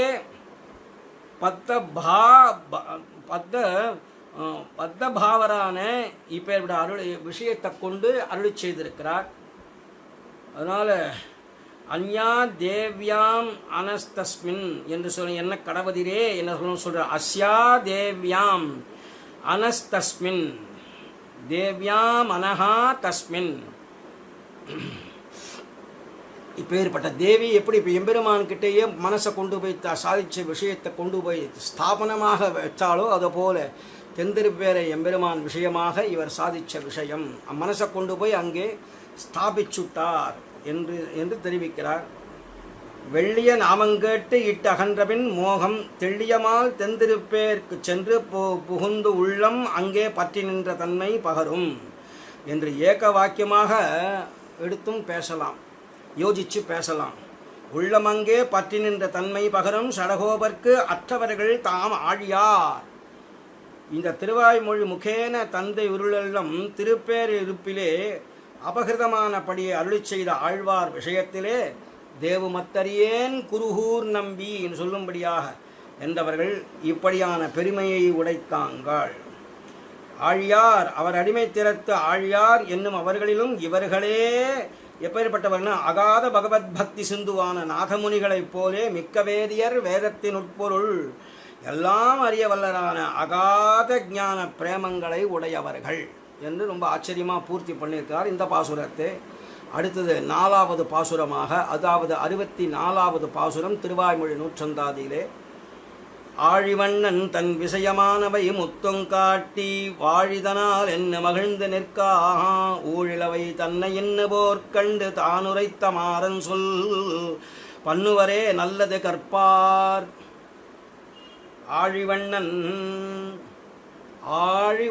கடல் வண்ணன் கைக்கு சமுத்திரம் எப்படி நீல நிறமாக இருக்கோ அதுபோல் நீலமேக சியாமலன் நீல சாகர விஷயங்கள் உடையவன். அப்பேற்பட்ட கடல் வண்ணனான எம்பெருமான் தன் விஷயமானவை முற்றும் காட்டி தன் விஜய பரம்பரைகள். அவனுக்கு என்னென்ன உண்டோ எல்லாமே அவனுக்கிட்ட இருக்கக்கூடிய ஆபரணங்கள், ஆயுதங்கள் எல்லாத்தையும் பார்த்தால் அதுலேயும் ஆயுதங்கள் ஒவ்வொன்றும் எதற்காக? எல்லோரையும் சர்வசம்ரக்ஷணம் பண்ணுவதற்காக வேண்டி எம்பெருமான் சதா சர்வ காலமும் ஆபரணத்தோடே ஆயுதங்களோடே கூடத்தான் வருகிறான். ஆபரணம் அப்படிங்கிறது பக்தி உடையவர்களுக்கு, பக்தி பிராபல்யம் உடையவர்களுக்கு தன்னுடைய வடிவழகை காட்டுவதற்காக திருவாபரணங்களோடே வருவதும், தன்னை ரட்சணம் பண்ணுவதற்காக வேண்டி கதி, சார்ங்கி, சங்கி, சக்ரீச்ச, நந்தகி என்று 5 ஆயுதங்களையும் சங்க சக்கரத்தோடு மட்டும் இல்லாமல் மேற்கொண்டு அப்பேற்பட்ட சார்ங்கம்ங்கிற வில்லையும் நாந்தகம் என்ற கத்தியையும் அப்பேற்பட்ட தண்டம் என்று சொல்லும்படியான விஷயங்கள் எல்லாத்தையும் கொண்டு தான் எம்பெருமான் வருவான். அவன் விஜயம் சர்வதா விஜயம் எம்பெருமானுக்குத்தானே. அவனுடைய விஜயங்களை எல்லாம் எடுத்து பேசுகிறார். இந்த ஆழி அப்படிங்கிற ஆழிவண்ணன் அப்படிங்கிற இந்த விஷயத்தை எடுத்து காட்டுகிறார். ஆழிவண்ணன் எம்பெருமானுடைய கடல்வண்ணன் எம்பெருமான் தன் விஜய பரம்பரைகளை முழுதும் காட்டி ஆழியழ சங்கும் வில்லுமழ என்று சொல்லும்படியாக இதனால் வாழ்ந்து போம் என்று ஆழ்வாரை நோக்கி அருளி செய்து சந்தோஷித்திருக்க, அப்பேற்பட்ட விஷயத்தாலே மகிழ்ந்து நிற்க, ஊழிலவை தன்னை பழையனவாய்க் கழிந்த அபதானங்களை, வேண்டாத விஷயங்களை இன்று போல் கண்டு, அபதானங்கள்னா எவ்வளவு பழையனமாக அந்த காலத்தில் எவ்வளவோ ஜென்மாக்கள் போயிடுத்து, அந்த ஜென்மாவில் இருக்கக்கூடிய சமயத்தையும் இப்போ கூடி எனக்கு அப்படிங்கிற அபதானங்களை கண்டு இன்று போல் கண்டு, இன்று நடந்தவை போல், அதாவது ராமாவதாரத்திலே எப்போவோ நடந்தது கரதூஷணாதிகள் வதங்கள்லாம், அதேபோல் எப்பொழுதோ நடந்தது அந்த ஜெயந்தன் சொல்லக்கூடிய காக்காசுரனுக்காக கொண்டு பிரயோகம் பண்ணினார். ஆனால் அவனுக்கு சரண்யம் சரணாகதம் என்று சொல்லுடைய வதார்கமபி காக்குத்ஸ்தகா கிருபையா பரியபாலயத்தை சொல்லும்படியாக அவன் சரணாகதியை பண்ணினது என்னைக்கோ, ஜட்டாயுவுக்கு மோட்சம் கொடுத்தது என்னைக்கோ, சபரிய மோட்சம் நடந்தது என்னைக்கோ, அதே போல ராவணவதம் அப்படிங்கிறது என்னைக்கோ நடந்தது. அதெல்லாம் கூட இன்னைக்கு பார்க்கும்படியாக ஆழ்வார் இன்னைக்கு தான் நேர கண்ணால் இதெல்லாம் பகவான் காட்டி கொடுக்குறான்னு தான் பார்த்து கொள்ளுவோமே. அந்த அவதாரங்களை இன்று நடந்தவ போல் சாட்சாத்கரித்து தான் உரைத்த தாம் அனுபவித்ததற்கும் போக்கு வீடாக அருளி செய்த மாறன் சொல் ஆழ்வாருடைய ஸ்ரீ சூக்தியை பண்ணுவரே யார் அனுசந்தானம் பண்ணுவார்களோ அவரே நல்லது கற்பார், விலக்ஷண சப்தங்களை அபியசிப்பவர்கள் ஆவர். அப்போது ஆழ்வார் அனுபவிச்சார். அதுபோல் அன்னைக்கு நடந்ததை இன்னைக்கு நடந்தது போல ஆழ்வார் பார்த்தார் இல்லையா? அது அவர் பார்த்த விஷயத்தை, அவர் சாதித்த விஷயத்தை நாம் அனுசந்தானம் பண்ண நாமும் அந்த விலட்சணமான சப்தங்களை அனுபவிப்போம்னா என்ன அர்த்தம்? எம்பெருமான் விஷயமான சகல விஷய ரகசியார்த்தங்கள் எல்லாம் அனுபவிக்க பெறுவோம். உடையவர் சாதித்த ஸ்ரீபாஷ்யாதி விஷயங்கள் என்ன, கீத விஷயமான பாஷ்யங்கள் என்னென்ன சாதிச்சாரோ சகல விஷய ரகசியங்களையும் நாம் அனுபவிக்க பெறுபவர்களாக ஆவோம். இது 64வது பாட்டிலே தெரிவிக்கிறார். ஆழியழ சங்கும் வெல்லுமழா திசவாழியழ அந்த பதிகத்தில் இதில் விஜய பரம்பரங்களை பேசினபடியே அனுசந்தித்து அருளி செய்கிறார் ஆழ்வார். அவனுடைய விஜய பரம்பரைகள் கிருஷ்ணாவதாரத்திலே கம்சாதிகளை வதம் பண்ணினது, ஜராசந்தன பீமனை கொண்டு வதம் பண்ண செய்தது, பஞ்சபாண்டவர்களை கொண்டு பூமி பாரத்தை நீக்கினது, குருக்ஷேத்திர பூமியிலே வருஷம் செமந்த பஞ்சக மேளா என்று ஒரு மேளாவை ஒவ்வொரு வருஷமும் சூரிய கிரகணம் வர அன்னைக்கு செமந்த பஞ்சக பெரிய பஞ்சக மேளா நடத்துவானா எம்பெருமான். அப்படி இருக்கக்கூடிய எம்பெருமான் ஆச்சே. அதனால் அந்த விஷயத்தை எல்லாம், அந்த விஜயாதி விஷயங்களை எல்லாம் எடுத்து அனுமதித்து விஷயத்தை சொல்லி சொல்லி சொல்லி அனுபவிக்கிறார் ஆழ்வார். அது அருளி செய்கிற அந்த விஷயத்தை எப்படின்னு கேட்டால், மண்டினி ஞாலமுமேழ் கடலும் நேழ் விசும்பும் கழியப் பெரிதால் என்று பக்தி அதிசயத்தாலே சன்னரான இவர் தளர்த்தியை மாற்றி தரிப்பிக்கிறதுக்காக பேரையில் சூழ்கடல் தென்னிலங்கை செற்றபிரான் என்று பிரஸ்துதமான அவதார சரித்தமாயுள்ள திரைவிக்கிரமணன் தொடங்கி கோவர்தன உத்தாரண பரியந்தமான விஜய பரம்பரைகளை 10 காட்டினவன் காட்டி கொடுக்க, ஒவ்வொரு விஷயத்தையும் திரிவிக்கிரமாவதாரத்தில் என்ன பண்ணினான், அடுத்தபடியாக அவன் செய்த விஷயங்கள், ராமாவதாரத்தில் செய்த காரியங்கள் என்ன, பரசுராமனாக அவனிடத்தில் ஆவேசித்து எம்பெருமான் ஆவேசாவதாரமாக இருந்து 21 தலைமுறைகள் சத்திரியர்களை வதம் பண்ணின பிரபாவம் என்ன, ராமாவதாரத்தில் செஞ்ச காரியங்கள் என்ன, கிருஷ்ணாவதாரத்திலே கோவர்தன மலை உத்தாரணம் பண்ண விஷயங்கள் என்று பல பல விஷயங்கள் எல்லாத்தையும் காட்டி கொடுக்க அதை அனுபவித்து ஹிருஷ்டர் ஆனந்தப்பட்டு ஆழியழ சங்கில் அப்படின்ற அந்த பதிகத்தில் ஆழிவண்ணன் இத்தாதியாலே அருளி செய்கிறார் அப்படின்னு மாமுனிகள் இங்கே எடுத்து காட்டுறார். ஆழிவண்ணன் தன் விஷயமானவை முத்துங் காட்டி ஆழி அதனால் என்று மகிழ்ந்து நிற்க அதாவது ஆழிநீர் வண்ணனை அச்சுதனை என்று சிரமகரமான வடிவை உடைய சர்வேஸ்வரன் அப்படின்னு முன் விஷயத்தில் சொன்ன விஷயத்தை எல்லாம் எடுத்துக்காட்டி தன் விஜய பரம்பரைகளான சர்வசேஷ்டிதங்களையும் இவருக்கு விஷயமாம் படி காட்டி கொடுக்க இப்படி இருக்கக்கூடிய விஷயத்தை இத்தாலே ஆனந்தப்பட்ட ஹிருஷ்டராய் ரொம்ப ஆனந்தப்பட்டவராக ஆகி வாழுமென்று சொல்லி அந்த ஆகாரங்களை காட்டி கொண்டு நிற்க அந்த விஷயத்தெல்லாம் கொண்டு காட்டி அப்படி இருக்கிற சந்தர்ப்பத்தில் சிரநிர்வத்தமப்பியேதது பிரத்யக்ஷமிவ தரிசிதம் பிரத்யக்ஷமா நேர பார்த்தாப்புல இருக்க பிரத்யக்ஷமிவ தரிசிதம்னு சொல்கிறார்களே அப்படியே ஆழியழ என்று தொடங்கி அப்பன் ஊழியழ உலகங்கொண்டவாறே என்று திரைவிக்கிரமணத்தையும் அதாவது திருவிக்கிரமாவதார விஷயத்தையும் திருக்கோவலூர் எம்பெருமான் விஷயமாக இது சாதியிருக்கிறான் எடுத்துக்கொள்ளலாம். ஏன்னா அப்பன் ஊழியழ உலகங்கொண்டவாரே உலகம் கொண்டது அப்பேற்பட்ட திருக்கோவலூரில் காஞ்சிபுரத்திலையும் உலகளந்த பெருமாள் சன்னதி இருக்குது. அதே போல் காழி ஸ்ரீராம விண்ணகரம் சொல்லும்படியாக அந்த ஸ்ரீராம விண்ணகரத்திலையும் எம்பெருமான் அப்படி ஆச்சரியமான சீர்காழியில் இருக்கக்கூடிய எம்பெருமானும் அப்படித்தான் இருக்கிறான். இருந்தாலும் இவர் விஷயத்தில் சொல்லுவது பெரியவாச்சான் பிள்ளை காட்டினதாக சில விஷயங்கள் சொல்லுவார்கள். அடியேன் அதை பிரதிவாதி அண்ணா காஞ்சி சுவாமி அடிக்கடி சொல்லுவார், இது திருக்கோவலூர் எம்பெருமானுக்காக சொல்லப்பட்ட விஷயம். எதுன்னு கேட்டால் அப்பன் ஊழியழ உலகங்கொண்டவாரே அப்படின்னு திருக்கோவலூர் எம்பெருமானை சொல்லுகிறார் ஆழ்வார் அப்படின்னு ஒரு சாதிச்சதாக அடியே நேரே இருந்து கேட்டது. அதை போல இந்த இடத்துல அப்பன் ஊழியழ உலகங்கொண்டவாரே என்று திரைவிக்கிரமணத்தையும் ஆறுமலைக்கு எதிர்ந்தோடுமொழி என்று தொடங்கி அப்பன் சாறுபட அமுதங்கொண்ட நான்றே என்று அமிர்தமதன வைச்சித்திரியத்தையும் அமிர்தமதனம் பண்ணுற காலத்தில் பகவான் தானே அமிர்தமதனம் பண்ணுகிறான். தேவர்களும் பயந்து ஓடினார்கள், அசுரர்களும் பயந்து ஓடினார்கள். அந்த வாசுகிங்கிற அந்த கயிறை தானே பிடிச்சுன்னு மேகஷ்யாமஹா கனக பரிதிகி கர்ண வித்யோத வித்யுத்துன்னு ஸ்ரீமத் பாகவதம் வர்ணிக்கிற பிரகாரம் எம்பெருமானே கடலை அமுதம் கடைகிறான். யாருக்காக இதெல்லாம்? இப்படி கடைஞ்சாவது எம்பெருமான் முதுகுல கொண்டு போய் மந்திரமலையை போட்டாவது அமிர்தத்தை பெற்றுக்கொள்ளணுமா தேவர்கள்? அவ்வளவு செல்ஃபிஷ்னஸா அவர்களுக்கு அவ்வளவு விஷயமா? ஆனாலும் எம்பெருமான் அவர்களுக்காக கலைந்து கொடுக்கிறான். அப்படின்னா எப்பேற்பட்ட கருண ஸ்வபாவம் உடையவன் எம்பெருமான் என்ற அமிர்தமதன வைச்சித்திரத்தையும் விசித்திர கேளி. இதெல்லாம் எம்பெருமானை பொறுத்த வரைக்கும் விசித்திர கேளி. ஆச்சரியமா செய்யன் நான்டிலவேள் மண்ணும் தானத்தவே என்று தொடங்கி அப்பன் ஊன்றி இடந்து எயிற்றில் கொண்ட நாளே என்று பூமி உத்தரண சக்தியையும் நாளுமெழ என்று தொடங்கி அப்பன் ஊழியழ உலகமுண்ட ஊனே என்று அப்பேற்பட்ட ஜகன் நிகரணத்தையும் ஊனுடை மல்லர் ததர்ந்த ஒலி என்று தொடங்கி அப்பன் காணுடை பாரதங் கையறை பொழுதே என்று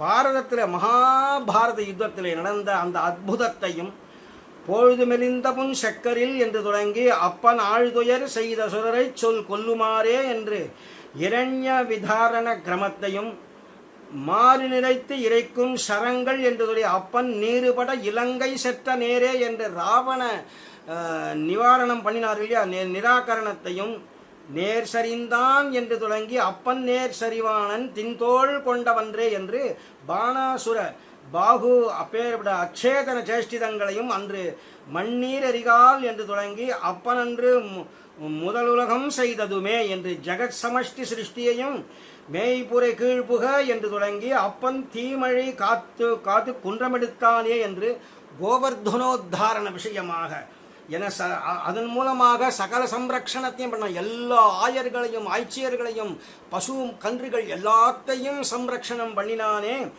அப்பேற்பட குண்டமெடுத்தானே என்று கோவர்தன ரக்ஷண சாமர்த்தியத்தையும் கண்டு அனுபவித்து குன்றமெடுத்த பிரான் அடியாரோடும் ஒன்றி நின்ற சடகோபன் என்று மகிழ்ந்தகால் தரித்து நின்றார் ஆயிற்று என்று இந்த வியாக்கியானத்தில் ரொம்ப ஆச்சரியமாக இந்த ஒரு பாசுரந்தோறும் அவருடைய எம்பெருமானுடைய கல்யாண குண சேஷ்டிதங்கள், அத்தியாச்சரியமான விஷயங்கள், அவர் காட்டின அகடித கட்டண சாமர்த்தியங்கள் எல்லாத்தையும் எடுத்து பேசி அவருடைய விஜய பரம்பரைகளை பேசினார் ஆழ்வார் என்று இந்த பதிகத்திலே.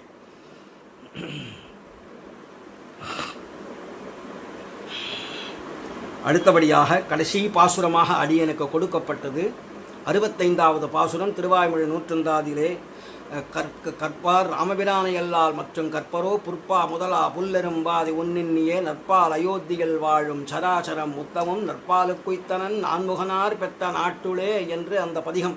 ஆச்சரியமான ஒரு திருவாய்மொழி அது. இந்த இடத்துல அப்பேற்பட்ட மாறன் சொல் பண்ணுவரே நல்லது கற்பார்னு பூர்த்தி பண்ணினார். இப்பொழுது அப்பேற்பட்ட அந்த கற்பார் ராமபிரானை அல்லால் மற்றும் கற்பரோங்கிற விஷயத்தை இங்கே ஆரம்பிக்கிறார்.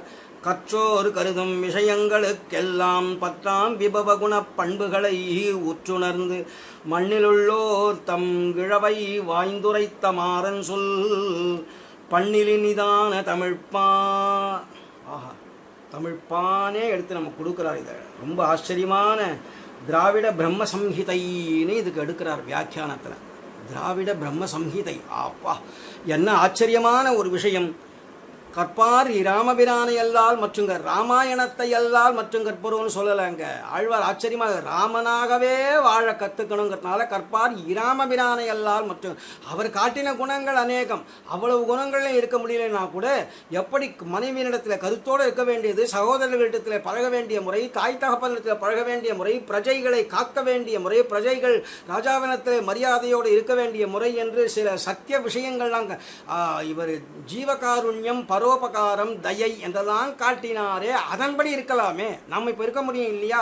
அதனால கற்பார் இராமபிரானை அல்லால் மற்றும் கற்பரோன்னார்.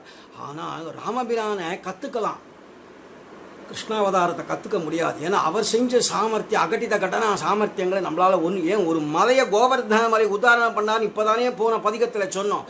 அந்த ஒரு எங்கேயாவது ஒரு மலைன்னு இருந்தாக்கா அதை எடுத்து வந்து பக்கத்தில் நம்ம கிரகத்து வாசலில் வச்சுக்க முடியுமா? இல்லை தாயார் மண்ணை தின்னையா அப்படின்னு வாயுள் வையகங்கண்ட மடநல்லாள்னு சொல்லும்படியாக வாயுளை சகல விஷயத்தையும் காட்டினாரே.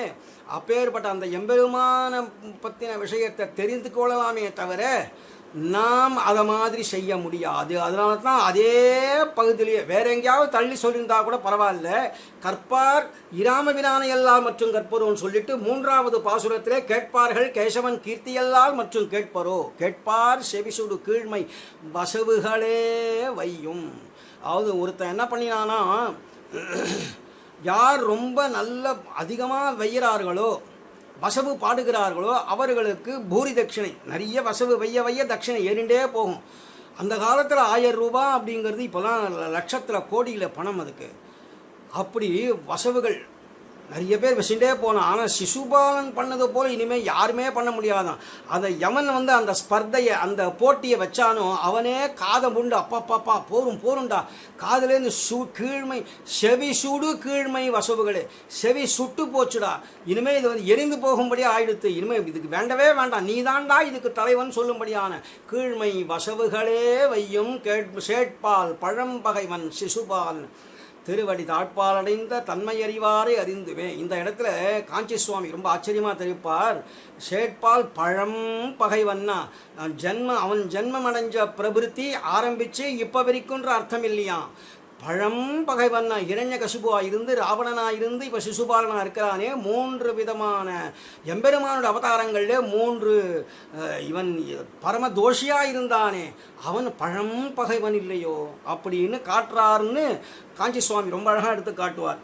இங்கே கற்றோர் கருதும் விஷயங்களுக்கெல்லாம் அப்படின்னா கற்றோர் சகல சாஸ்திர தாத்பரியங்களையும் கற்றவர்களான தசரத வசுன தேவாதிகள் கருதும் ஆதரிக்கிற விஷயங்களுக்கெல்லாம் அவர்களுடைய விஜயங்கள் என்னென்ன உண்டோ எல்லாத்துக்கும் 10ஆம்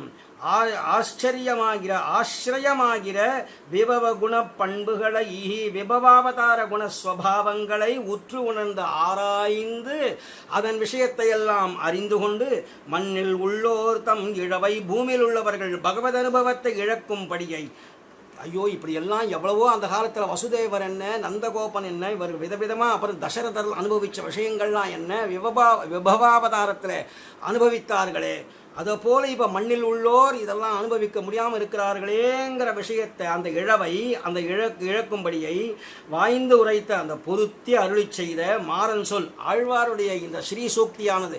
எம்பெருமான் விஷயத்தை தெரிந்து கொள்ளுங்கள், அப்போ நடந்தது இப்போவே நடந்ததுபடியாக பார்க்க முடியும் நம்மாலே. அந்த விஷயத்தை நீங்கள் உத்தீபனம் பண்ணுங்கள், உத்தீபனம் செய்து பேருடைய பகவத் பக்தி உண்டாக்கி கொள்ளுங்கள் என்று சொல்லும்படியான மாறன் சொல்லானது, ஸ்ரீ சூக்தியானது பண்ணில் இனிதான தமிழ்ப்பா, பன்னிசையில் பரமபோக்கியமான திராவிட பிரம்ம சம்ஹிதை. ஐயோ இந்த பதிகத்தை சாதிச்சாலே பிரம்ம சம்ஹிதையே தான் அப்படின்னு மாமுனிகள் தெரிவிக்கிறாரே. அதனாலே தமிழ்ப்பா அப்படின்னு பூர்த்தி பண்ணுறார். அடுத்தது பாமரு மூலகம் படைத்த பற்பன, அது அடுத்த சுவாமி அதை அனுபவிக்க இருக்கிறார். நாம் இந்த ஆச்சரியமான இந்த விஷயத்தை அனுபவிக்கிறோம்.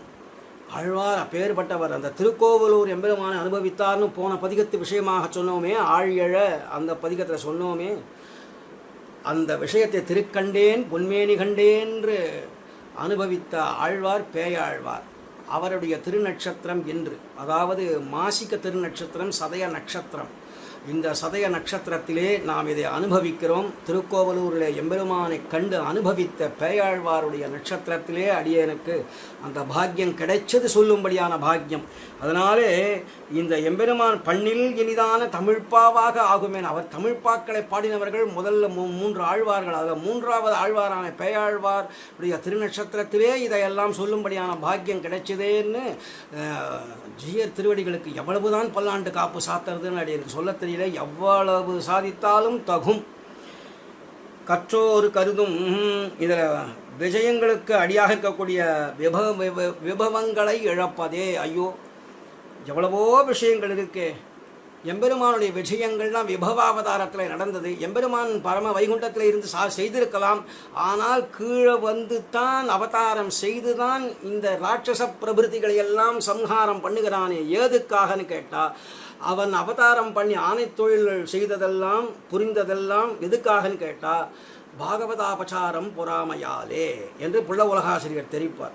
அதனால் அவர் இங்கே கீழே விபவாவதாரங்கள் விஷயமான விஷயங்களையெல்லாம் ஆழியழச் வில்லுமிழன்னு சொன்னாரே, அதிலேயே ஆச்சரியமான குணச்சேஷ்டிதங்களை காட்டினாரே. அந்த விஜய விஷயங்கள்லாம் விபவாவதாரத்தில் நடந்ததே, அதை இழந்து போயிட்டார்கள் இல்லையா.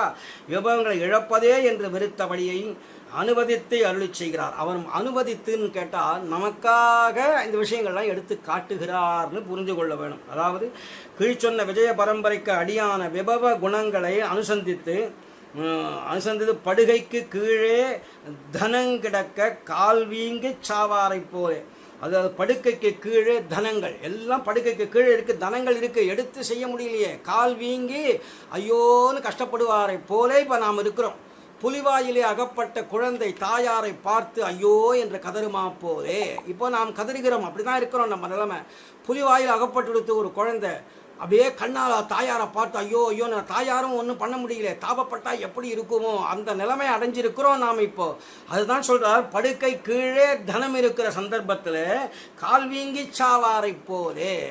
கால் வீங்கி சாகும்படியான நிலைமைக்கு வந்துட்டார்கள். அவர்கள் அந்த பணத்தை கொண்டு என்னதான் பண்ண போகிறார்கள்? பணத்தை சாப்பிட முடியுமா, இல்லை கால் வீக்கத்தை தான் போக்க முடியுமா, இல்லை மரணத்தை தான் ஜெயிக்க முடியுமா?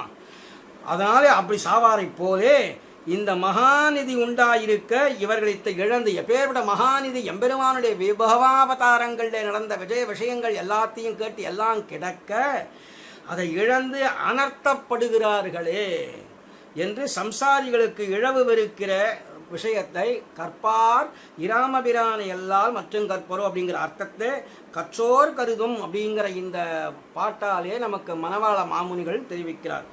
கற்றோர் கருதும் விஷயங்களெல்லாம் பற்றாம் விபவ குண பண்புகளை உற்றுணர்ந்து, அதாவது சகல சாஸ்திர தாற்பயங்களை கற்ற சக்கரவர்த்தி, அப்புறம் ஸ்ரீ ஜாம்பவான் ஸ்ரீ வசுதேவர் ஸ்ரீ ஜாம்பவான் மகாராஜர் திருவடி முதலாயுள்ள அவதார விஜய ஹர்ஷிகளானவர்கள், அவதார விஷயங்களிலே மிகவும் ஆனந்தப்பட்டவர்கள் எவ்வளவோ பேர் இருக்கிறார்களே. அதில் மகாராஜரை பேர் சக்கரவர்த்தின்னு சொல்லும்படியானவர், வசுதேவர், ஜாம்பவான் போன்ற மகான்கள்லாம் அவதார விஜய ஹர்ஷிகளானவர்கள் ஆதரிக்கும் விஜயங்களுக்கெல்லாம் ஆசிரியமாயுள்ள அவதாரமான விபவ குணங்களை குணஸ்வபாவங்களை அங்கே அந்த காலத்திலே நடந்த விஷயங்கள் அதுக்கு ஏற்ற குணங்கள் எம்பெருமானே பொறுத்தருளும்படியாக இருக்கக்கூடிய அந்த எம்பெருமான் அவனுடைய குணஸ்வபாவங்களை அவதாரந்தோறும் ததனு குணமாக குணங்களும் பேதித்திரே இருப்பது. அவன் எப்படி அவதாரம், அது இங்கோ மத்ஸ்யாவதாரம் கூர்மாவதாரம் என்று எப்படி அவதாரங்களுக்குள்ளே பேதம் உண்டோ அவனுடைய குணங்கள்லையும் ஒவ்வொரு அவதாரத்திலே ஒவ்வொரு குணங்களை விதவிதமாக காட்டின்னு வந்துட்டார். அதனால தான் அவருக்கு அகட்டித கட்டண சாமர்த்தியம் உடையவர்னு சொல்கிறோம். கிருஷ்ணாவதாரத்தில் செஞ்சதை ராமாவதாரத்தில் இல்லை, ராமாவதாரத்தில் செஞ்சதை கிருஷ்ணாவதாரத்தில் இல்லை, ராமகிருஷ்ணாவதாரத்தில் செஞ்ச விஷயங்கள் எல்லாம் மற்ற அவதாரங்களில் இல்லை என்று சொல்லும்படியாக ஒவ்வொரு அவதாரங்களிலே விதவிதமாக குணம். அவன் அந்த குணங்களும் இதில் சேர்ந்திருக்கும், இந்த குணங்களும் இருக்கலாம், ஆனால் வெளிப்படையாக தெரியாது என்னும்படியாக அப்படி ஒரு சாமர்த்தியமுடைய எம்பெருமானாச்சே அவதாரமான விபவ குணஸ்வபாவங்களை அவதாரந்தோறும் ததனு குணமாக குணங்களும் பேதித்தே இருப்பது. குணங்களும் மாறி மாறித்தான் இருக்கும். அவை தான் ஆசிரித ரக்ஷணத்துக்கு உறுப்பாக, அந்தந்த காலங்களுக்கு எது ஆசிரித ரக்ஷண உறுப்பாக இருக்கோ அதை காட்டுவார் எம்பெருமான். அந்த குணங்களை அந்த சந்தர்ப்பத்திலே காட்டுவார். அவற்றின் சுபாவத்தை உற்று நன்றாக உணர்ந்து அவற்றின் படியை நமக்கு மேலழன்றிக்கே அந்தரங்கமாக ஆராய்ந்து மேலழ பார்த்து நம்ம குழுக்களை பாழ்வார். அவர் மட்டும் பூர்ணமாக அனுபவிச்சுட்டு ஆமாம் கிருஷ்ணாவதாரத்தில் இது நடந்தது அப்படின்னு சொல்லிட்டு போகாமல் அந்தரங்க விஷயம் ஒவ்வொன்றையும் எடுத்து எடுத்து ஆராய்ந்து, அதாவது ராமோ ராம இதி பிரஜானாம் அபவன் கதாகா ராமபூதம் ஜெகதபூத் ராமே ராஜ்யம் பிரசாசத்தின்னார் வால்மீகி பகவான். அதன்படி அவர்கள் எப்படி இருந்தார்களோ அதை போல கற்பார் ராமபிரானையல்லால் மற்றும் கற்பரோ. அவர்கள் அப்படி இருந்தார்களே அதே போல ராமபிரானை கற்காதவர்கள் யார்? பரம கிருஷ்ண பக்தரான இருக்கக்கூடிய பெயர்பட்ட ஷடகோபர், அதாவது பராங்குஷ நாயக்கி இப்பொழுது ராமபிரான் விஷயமாகவும் எடுத்து காட்டுகிறார். அப்படின்னு கிருஷ்ண திருஷ்ணா தத்துவம் விவோதித்தம் என்று கிருஷ்ண தத்துவமே நம்மாழ்வாராக அவதரித்து பராங்குஷனாகியா இருக்கக்கூடியவருக்கு இப்பொழுது நிலைமை என்ன ஆச்சுன்னு கேட்டால், இப்படி ராமபிரான் அவருடைய கல்யாண குணங்களிலே மூழ்கி போய் அந்த விஷயத்தையும் கற்பார் ராமபிரானையெல்லாம் மற்றும் கற்பரோ. எப்படி இருந்ததுன்னு கேட்டால், ராமோ ராம இதி பிரஜானாம் அபவன் கதாகா ராமபூதம் ஜெகதபூத். ராமனாகவே ஆயிடுத்தான் உலகம். ஜெகதபு ராமே ராஜ்யம் பிரசாசதி என்றெல்லாம் சொல்லும்படியாக கற்பார் ராமபிரானையெல்லாம் மற்றும் கற்பரோ என்றும் நடந்தமை கேட்டும் நாட்டில் பிறந்தவர் நாரணர்காலன்றி ஆவரோ என்றும் தன்மை அறிவாரை அறிந்தும் கேட்பார்கள் கேசவன் கீர்த்தியல்லால் மற்றும் கேட்பரோ என்று இப்படி தோற்றிய சூழல்கள் சிந்தித்து தன்மையறிவார் தாம் அற்றவர்களான்றி யாவரோ என்றும் கேழற்றிரு உருவாயிற்று கேட்டு முணர்ந்தவர் சூழல்கள் சிந்திக்கில் மாயவன் கழலன்றி சூழ்வரோ அப்படின்னும் கோட்டங்கை வாமனனாய் செய்த கூத்துக்கள் கண்டும் கேட்டு முணர்ந்தவர் கேசவர்காலன்றி யாவரோ என்றெல்லாம் சொல்லி விஷயங்களை எடுத்து காட்ட அதாவது நடந்த நல்வார்த்தை எரிந்தும் மாயவர்காலன்றி ஆவரோ என்றெல்லாம் அவன் செய்யும் சேமத்தை எண்ணி தெளிவுற்று மாயவர்காலன்றி ஆவரோ என்று இப்படி 10 விஷயத்தை ஆராய்ந்து நமக்கு கொடுத்திருக்கிறாரே. அதனால் மண்ணினுள்ளோர் தம்மிழவை அவர் குணம் படிப்படியாக இருக்கக்கூடிய விஷயங்கள்லாம் இந்த மண்ணில் உள்ளோர் இந்த பூமியிலே பிறந்தவர்கள் எல்லாரும் இழந்து இருக்கிறார்கள் என்று இவர்களுடைய இழவை கண்டு ஆழ்வார் அந்தரங்கமாக உள்ள உணர்ந்து எடுத்து நமக்கு கொடுக்கிறாருங்கிறத காட்டுறார். பூமியில் உண்டானவர்கள் பகவத் குணானுபவ லாபத்தை அலாபத்தை வாய்ந்துரைத்த மாறும் சுலபராய் கிட்டி நின்று அந்தரங்கமாக அருள் செய்த ஆழ்வார் திவ்ய சூக்தியானது பண்ணில் இனிதான தமிழ் அப்பேற்பட்ட நட்டாராகத்தோடே கூடி திராவிட சப்த ரூபமான சந்தசை இப்படி கானத்தோடே கூடின இதுவும் ஒரு சந்தசே என்று ஈடுபாடாக இருக்கும்படியாக நமக்கு இந்த விஷயத்தை அருளி செய்திருக்கிறார் ஷடகோபன் என்று இந்த 5ஆம் பாட்டி, அதாவது 65வது பாட்டாலே காட்டி அருளினார் மணவாள மாமுனிகள். இப்பேற்பட்ட விஷயங்களை அடியனுக்கு கொடுத்து அனுபவிக்கும்படியான பாக்கியத்தை தந்தருளின ஜீயர் திருவடிகளுக்கும் இதை கேட்கும்படியான பாக்கியம் பெற்ற பல பேர்பட்ட சிஷ்ய கோடிகளுக்கும் எல்லோருக்கும் அடியன் திருப்பல்லாண்டு காப்பு சாத்தி இதை அடியனுக்கு அருளி செய்த ஜீயர் சுவாமியுடைய விஷயங்களுடைய தலையல்லால் கைமாறிலேனே என்று சொல்லி இப்பேற்பட்ட விஷயங்களுக்காக நமக்காக எல்லாத்தையும் செய்து கொடுத்திருக்கக்கூடிய விஷயங்களை நாம் அனுபவித்தோம். இந்த 5 பாசுரங்களாலே மேற்கொண்டு அடுத்த சுவாமியை அனுபவிக்க இருக்கிறார் அப்படிங்கிறதாக சொல்லி அடியேன் இந்த விஷயத்தை பூர்த்தி பண்ணி அமைகிறேன். விஜ்ஞாபனம் யதிதமத்யது மாமகீனம் அங்கீகுருஷ்வ யதிராஜதயாம் புராஷே அக்ஞோயமாத்மகுணலேஷ விவர்ஜிதஸ்ச தஸ்மாத் அனன்ய சரணோ பவதீதி மத்வா. அடியேன் தாசானுதாசன். பற்பமெனத்திகள் பைங்கழலும் தன் பல்லவமே விரலும் பற்பமெனத்திகள் பைங்கழலும் தன் பல்லவமே விரலும் பாவனமாகிய பைந்துவராடை பதிந்த மருங்கழகோ பாவனமாகிய பைந்துவராடை பதிந்த மருங்கழகும் முப்புரி நூலோடு முன்கையில் ஏந்திய முக்கோல் தன்னழகும் எப்பொழுதும் யதிராசன் வடிவழகு என் இதய துள்ளதால் இல்லை எனக்கெதிர் இல்லை எனக்கெதிர் இல்லை எனக்கெதிரே இல்லை எனக்கெதிர் இல்லை எனக்கெதிர் இல்லை எனக்கெதிரே இல்லை எனக்கெதிரே இல்லை எனக்கெதிரே இல்லை எனக்கெதிரே.